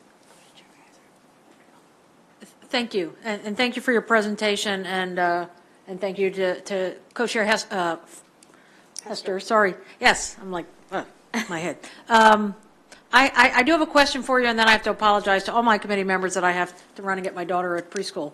But before I do, when you mentioned, and it hit me before you read it or mentioned it, about the lack of regulation or statute requiring agencies to use the EGMS system, that seems like like a solution that we need. Has that been ever requested or budgeted for or anything like that in the past? It's not been budgeted for. My office early on had kind of pitched or proposed an executive order or of the sort, something to try to help establish authority within the office, and then in turn give us the ability to take that on as a effort, because right now there's basically a lack of accountability and responsibility, maybe is the better word, but across, like, for example, DBM or my office, or nobody's like in charge of this, right? And it hasn't been taken on because it's never been centralized. And so every agency has always managed things the way that, or administered funds the way that they saw fit, but we're trying to, centralize and standardize, and so those regulations and such are lacking. I don't have the bandwidth to necessarily spearhead that in the current position that we're in, and that I'm, overseeing a very large project, and, we're limited in our capabilities within the office, but it's something that I'm a huge advocate for. I'd love to partner with, people who are interested in ensuring that this is successful outside of just the implementation of the technology. Thank you. Thank you. Just one quick question. If it's a long answer, maybe we should talk offline. But just following on Chair Kaiser's comments. So when we're talking about all the money that comes from the federal government, does that all come through the governor's grants office? Like, could you give me some examples? Like, are we talking about, like, you're wanting DHCD or Commerce to use this system? Like, who do you want to be using the EGMS system? Great question. First part of the answer is we're not a grant-making agency, and the funds do not come to the grants office. So it's, again, decentralized. So every in scope is 25 of the cabinet level agencies. So the DHCDs, aging, ag, those are the agencies that are kind of in scope for this implementation. And the answer is yes, we would, once implemented and rolled out, all of them would be administering their funds or their grant programs through the EGMS. And, this has been a kind of lengthier, for me, a procurement challenge, if you will, but the agency engagement has been very strong. We're in the process of kind of energizing that engagement, realizing that, again, there's going to be some changes in leadership and points of contact, and it'll be important to make sure that these folks are still bought in, and we have the right people in place to make sure that it's a successful implementation. Thank you very much. Any further questions? Thank you very much for Great. your time. Thank you. So we have two short presentations left. The Maryland Department of the Environment, followed by Maryland Department of Labor.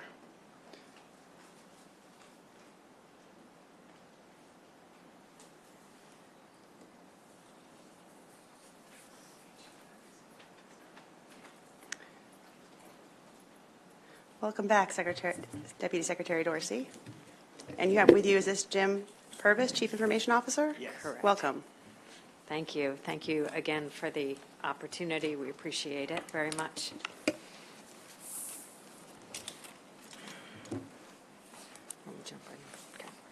Good afternoon.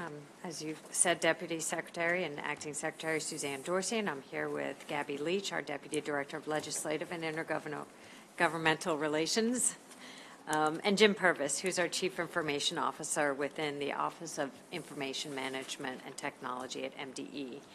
So we're happy to provide some updates about our efforts to modernize our internal tracking system, specifically as it relates to permitting. We'll focus on that. So we've shared a two-pager with the Joint Committee, and we want to highlight some background information and certainly leave time for questions. So the modernized permit tracking system, known as the Environmental Tracking System, or ETS, brings a number of benefits, including faster permit turnaround times, better security, and constituent information management tools that we use in the Office of the Secretary, and importantly, openness. So transparency has been a real benefit of ETS. We recently, last year, opened a portal called OpenMDE that allows constituents to have access to publicly available data, and that's been really important benefit of ETS. The online permitting and payment portal is considered our next phase of ETS, of our modernization effort. And we've been meeting with DoIT and with to add this e-government functionality to get this online permitting and payment up and running. So quickly, some of the next steps include getting cost and time estimates to implement the portal solution for this ETS. And once we get that estimate, we want to identify a funding source, again, depending on how much money it is, what the funding support source is, and then a vendor to implement the activity. After funds are allocated and if there is a contract, if that's the direction that we end up going, we will gather information requirements for that portal. Now, Senator Hester, you're well aware that we have done a pilot study on the Eastern Shore as it relates to well and septic, to septic permits, and that permit portal will be really important as we move forward to inform the business analysts what are the necessary components of the next phase of this. So we hope to consider very carefully security reviews, particularly as we work with local governments. We want to make sure that information that's transferred from a local government is held secure at MDE. And so that security review will be a really important aspect. But a one-stop portal contractor or effort is what we're looking for at the end result. So we'll integrate that. We'll start with well and septics because we do see that as a primary need throughout our state. And we'll move forward to ensure that all of our operations can be accessed uniformly across the agency. We do have Jim here to answer any specific programs, but we do feel like we're moving quickly down this road with the adoption of ETS, which is an architecture that it allows us to do a lot of changes in-house. This additional component will require some out-of-house guidance and consulting, but we're very excited about the modernization that has occurred to date and looking forward to serve our communities effectively.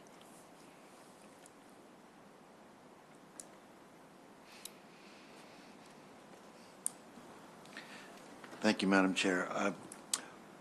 With your modernization, will the well and septic records be digitized? Oh, gosh, yes, I hope so. I do, too. Because I know in Frederick County, they're still in boxes. Right, right. And luckily, people have been there long enough that they know which box probably the documents in their findings. So that's good news. Thank you. Yes, sir. I was just, oh, go ahead, please. Delegate Feldmark. Thank you, Madam Chair. Thank you. I have a question about the open data portal. Does it, looking at the list of things it includes here, it's very thorough. Does it include permit applications? Because that's one of the things we hear a lot of interest from constituents about, when there's a permit application that's in its comment period. Right, and it's what's an easy way to find out about it? Access that, right. So it does not yet include permit applications, but again, we are constantly looking to, there's so many improvements that we need to make to it. So we are looking forward. Now, I want to call your attention to a part of it, our EJ screen. So an area of active engagement is identifying communities that score high on our EJ screen, so communities impacted by environmental justice concerns. And then there's a policy shift within the department to really think creatively and work with communities to engage in outreach about permits, particularly in communities. EPA will be releasing guidance tomorrow on that overburdened word. So it's an area of active engagement. And you know, again, what you are able to do is to sign up and get information on, you know, a wide variety of permits. So you can list all permits, just permits from water and science. Still, you know, if you wanted to say any permit in my neighborhood, I'm not able to do that yet. Okay. And that's something that we really want to work towards. Yeah, I think that would be Right. really appreciated by folks in the community, Yep. and would love to continue the conversation. Absolutely. I just have one last question, and that is, you mentioned that you were in the process of looking for contractors and for estimating the cost of the potential project. And I'm just thinking about the state budget cycle and where we're at. I mean, Right. is there a way that you can get a ballpark figure for us so that if you wanted to begin this on July 1st, you potentially could? Right, and I'm going to let Jim jump in too, because part of this involves, we're managed by Do It. Part of it involves having effective engagement with Do It. So Jim, do you want to, talk in any detail about where we are with our conversation with Do It? Absolutely. So there's two parts to it. The ETS application, which is done. So that's been implemented, and we did a lot of work at beyond the IT. The challenge always is, what's the process? How do you streamline that process, especially if the intent is to put that process online? So as we laid out, the next step for our ETS, our system that's been developed, is to put that portal in place. So we're working with Ashley's group at Department of IT to work up a rough order of magnitude of what that cost would look like. So the vendor is already secured. That's Ernst & Young. So they've got the contractors already secured. So the challenge for MDE and Do It at the moment is we have, I think Ashley mentioned she had 350 permits to date in One Stop. We have 350 permits to add. So it's a lot of permits. Now what we're going to do is prioritize the septics permit. So that may be like the first one we tackle. So the effort will really need to look at all the forms that are possible, and then for Department of IT to work up that rough order of magnitude. So we just got that direction last night.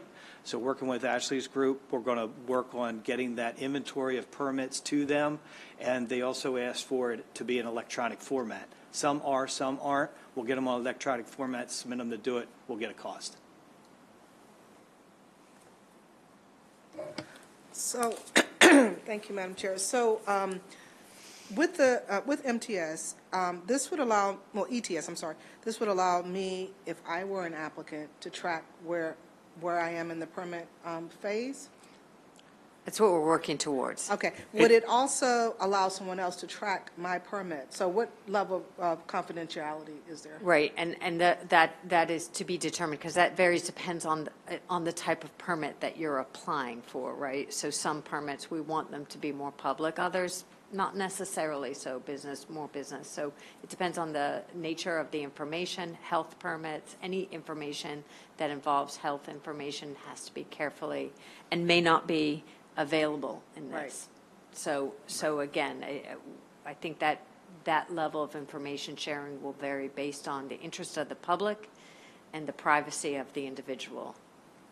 Right. MDE can track the permit, but that part's not necessarily public yet. Right. The idea is there's a vetting process of what information is being collected. Lots of times law dictates what information we need to collect. And then the process is there's a review with the AG's office and such for PII type information, non-public information, before anything goes public, including open data.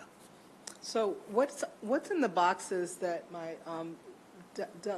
Delegate Kerr was just talking about? In the boxes, the confidentiality level, is it of the same, because what I'm getting at is I would think that, when it comes to folks with respect to cybersecurity, they don't tend to go down and look in the boxes, you know? right. Whereas when it's available online, it's much easier access, but the expectation of those who are searching may still need what they would have had in the box. So how are you Yes, balancing ma'am. that? So for instance, with well and septic, if you're a private property owner, the exact location of your well, we don't want that to be Right. publicly available. That parcel is a well and septic parcel, that may be publicly available. So that's the type of discernment that we might provide. It's important for developers, it's important for planners to know where are there properties that are producing wastewater through a septic system, maybe using a confined aquifer for their well water, but the specifics of where it is on your property that may make you vulnerable. Okay. Thank you, Madam Chair. So if you guys could just get back to us once you have an order of magnitude and anything else we can have to make the whole process go as quickly and efficiently as possible. We don't want to be 7 years down the road and still doing this. Agreed. So happy to help. Thank you so much for being here. Thank you. Last but not least, we have the Maryland Department of Labor. Acting Assistant Secretary for the Division of Unemployment Insurance, Likivu speaks. Did I get it right? Likivu. Welcome. Thank you so much for being here. Thank you. Thank you for having us.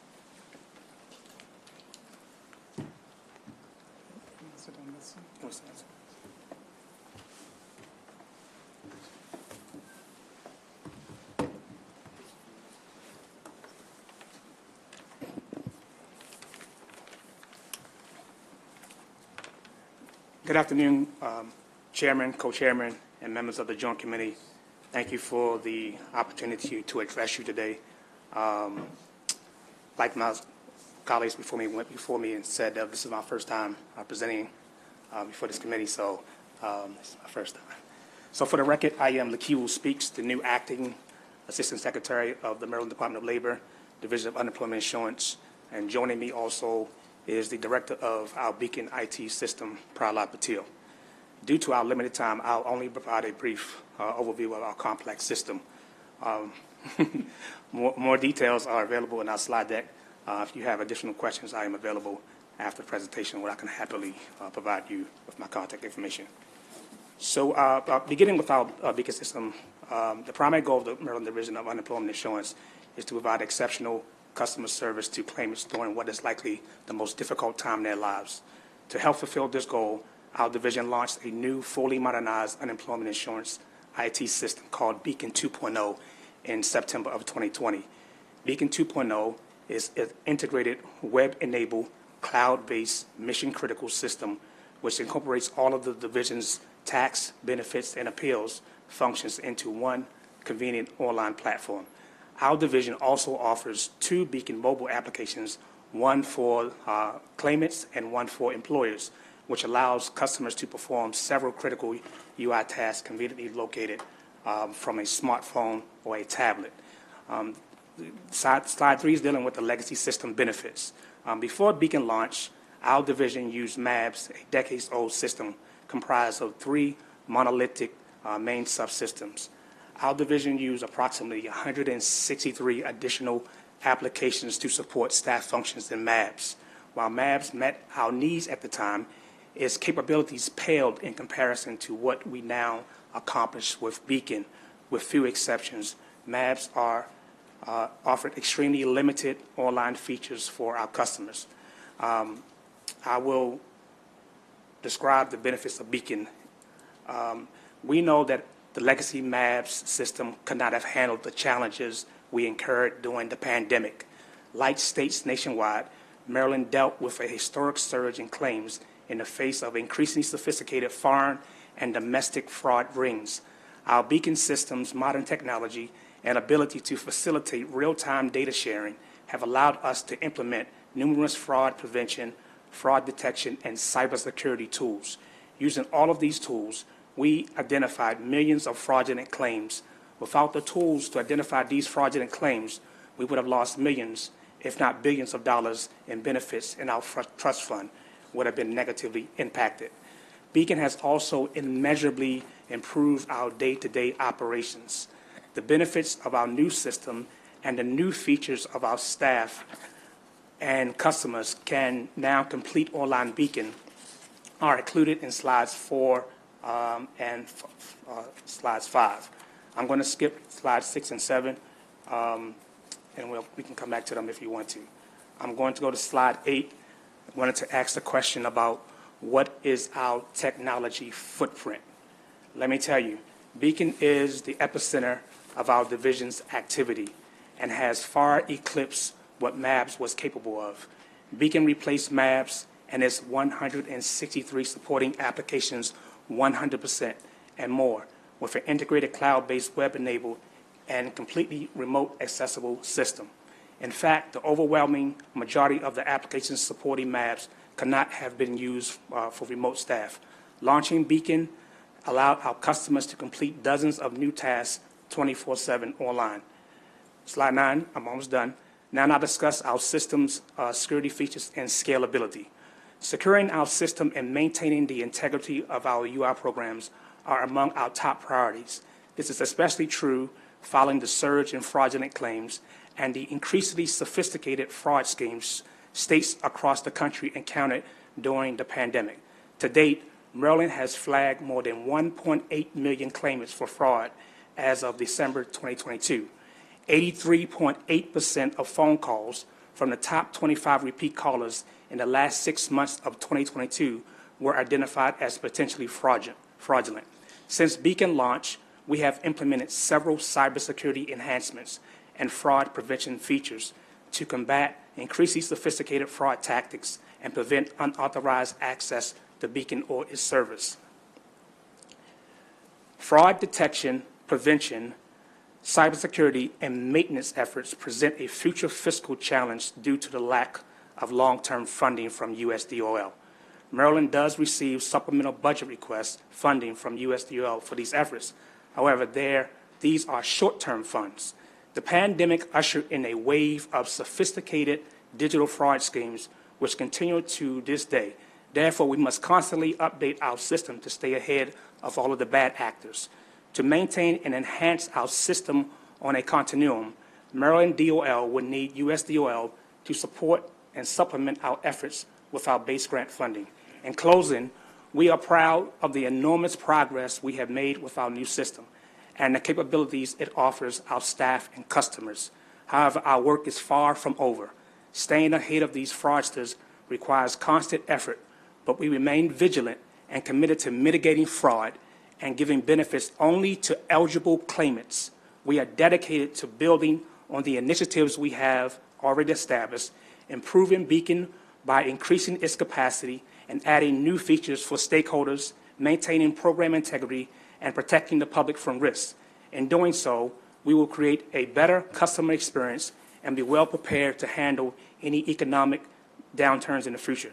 Thank you again for the opportunity to present before this committee. We are happy to answer any questions you may have. Go ahead. You're still here. So, thank you, Madam Chair. First of all, quick question on, I'm glad that you were able to identify and fraud. However, that begs the question on the flip side, why were the fraudsters able to get in so easily, and how many other states utilize Beacon? I'll take the second part of the question. I believe our system is called Beacon, so it's unique to Maryland. I believe the underlying question is how many other states use the same vendor. Off the top of my head, there may be 2 or 3 that use the same vendor, which is why we started out with a consortium. But I'll let Mr. Patel speak to the first part of the question. I think the question was like, how were the fraudsters able to get into the system? I think the numbers that were quoted were the number of fraudsters we prevented from getting into the system. I know, but I want to know the other side of that. I guess what I'm getting at is, there was a time when legitimate folks wanted to make their claim and they couldn't get in, okay? So I liken it to my home. I turn a key, and I know it's not this simple, but I turn a key for those I want to keep out, and I unlock the key for those I want to get in. My question is, there were so many folks who couldn't get in, yet there were so many fraudsters who were able to get in. Was that a flaw in the system, or was that just something hadn't been anticipated? I just need to know the why, and how has that been prevented? I guess I understand how it's been prevented now. I think we were reporting on that. But what was the why on how they were able to do it to begin with? Unfortunately, the reality is like the fraudsters and the people who want to defraud are a lot more intelligent and a lot more tech savvy than regular public. I think that's one of the biggest problems which we faced was the fraud that happened on a regular basis was very sophisticated and sometimes not even like human beings doing it. Somebody actually programmed, like one of the simple questions is like why so many claims are being filed. What we noticed is somebody, like most of the fraudsters, they wrote a program to file a claim automatically, and we were getting close to like the number of times the fraudsters hit us in 1 minute was like far more than what a human being was able to do. So most of it, like usually in like cybersecurity, this is one of the biggest problems that we actually face is the distributed like attacks. So you have multiple bots or multiple computers filing as if they're human beings, and when the computers actually file more frequently or much more like efficiently, human beings have to wait because they cannot react in the same time as a program would. And I could appreciate that. I can totally appreciate that. But if I could have a follow-up question. So, there are multiple levels of security. Did that exist during the pandemic where there were multiple layers? And isn't there, I'm sure there's a proper term, I can't think of it now, when you have to look at that dumb thing that has words in the inside and you have to figure out you know what I'm talking about. Yes, capture. Yes, the capture. Was that there? Isn't that very thing invented so that an AI cannot easily just go in and utilize the system? Yes, there are ways which that can be actually defeated. We did actually have capture, like after we found out like these kind of things, we did introduce capture, but we had to refine it over and over again because there are AI programs who can actually beat capture too. So initially we had one set of like those kind of capture where we actually type in the ones. We found out that actually the initial wave subsided and then like programs picked up and people were actually able to defeat that. So we had to increase like capture 2.0, which makes it even more difficult. So like with cybersecurity, it's always a game of cat and mouse. They actually figure out a way to beat the system. We put in steps to basically prevent them from happening. Then they'll actually go back and to come up with a different scheme. So our risk level is much lower than it was in the beginning. Is that what you're telling me? So when we started detecting large-scale fraud around June 2020, we developed an in-house fraud detection algorithm to identify and seize fraudulent claim processing. Shortly thereafter, in July of 2020, we introduced a document verification process where a claimant suspected of fraud will be required to submit identity verification documents for staff members to review. And in May of 2021, we contracted with a well-known identity verification vendor to use their state-of-the-art verification services. Okay. And the fraud prevention is progressive. We started out with in-house, and then we actually went with whatever we can do. In the meantime, we were actually procuring a vendor who is identity verification vendors and the fraud prevention vendors. So we bought them on, and then we actually started integrating the tools. So as of now, we have a lot more tools than we actually started in the beginning, mainly because of the concept of actually procuring a vendor who is world-renowned for catching fraud. And he uses, there are about 15 different tools that we use to catch these kind of things, and they were implemented over a period of time. Great. Okay. Thank you. Thank you, Madam Chair.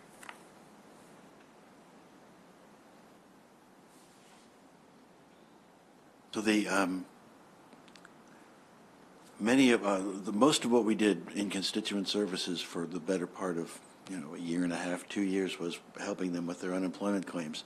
And I know that some of them were improperly identified as fraud. Were there humans doing that, or did you have artificial intelligence determining whether a case was fraudulent? It was a combination. It was not completely human. It was not completely AI. In other words, one of the principles of unemployment insurance is a human being has to make a decision. A lot of times, like the algorithms help make the decision, but the final decision is actually reviewed by the humans. And it's, as I said, it's a combination of both, like the algorithms and the AI actually helps, but the humans also review it to make a decision. Of the 1.8 million, do you have a sense of how many of those were improperly identified as fraud? We don't have that at this time. We can get you that. Okay, thank you, Madam Chair. Thank you very much. Good questions. So you've come either 95 or 100% of the way through the development of Beacon, correct? Are you done? We did implement the Beacon 2.0 in September, but as I said, it's a continuous enhancement. So as and when we actually find things, there are enhancements going on, but the actual project is implemented. We consider the project to be 100% done, but we do actually have enhancements going on all the time. Of course. So my question is, thinking about the other massive state IT upgrades that we have to do, what was your biggest challenge, and what should we do? What would you have done differently? A lot of lessons learned. I think one of the biggest lessons learned from implementing this project is, I think somebody also mentioned, I think it was a comptroller. Staff resources and institutional knowledge, that is one of the biggest things that we need to actually consider. And a project of this size, what we found out is we thought we had planned for enough staff resources. The number of staff that is actually dedicated to the project, and then thinking about how to train the upcoming staff, those are the two biggest hurdles which I can think of for any major IT project, which is allocating proper staff resources who have the institutional knowledge, and then gearing up the staff to actually use the newer technologies and projects. Okay. I think my follow-up question, but maybe I can ask you offline, is how do we do that? I mean, how do you know ahead of time what proper staff resources are? And did you guys work with DoIT, or did you do all this within the Department of Labor? So I'll answer the first question. So one of the challenges that, looking back on it, coming into the project later on, was that we were trying to build the railroad and also build the tracks, if that makes sense. And so to Prahlad's point, that in retrospect, we were trying to build a system while we were still maintaining our legacy system. And so in retrospect, what we probably should have done, or even in the future, is to have a dedicated team that is working just on the project itself. And so that's one of the lessons that we learned. That's helpful. Thank you so much. If you think of others, I'm actually really interested in how we do this process better, faster, cheaper. So if you have 5 other lessons learned you want to share with me offline, that would be fabulous. Yeah, we can actually put together. We do after the project ended, we actually went through the internal discussion about coming up with lessons learned. We do have that document. Fabulous. If you could send that to committee staff, I'll share it with the committee. We'll do. Thank you so much for your time, and I just want to give a shout out to everybody in the audience. Thank you so much for staying here. I really appreciate it. Thank you again We're for the adjourned. opportunity.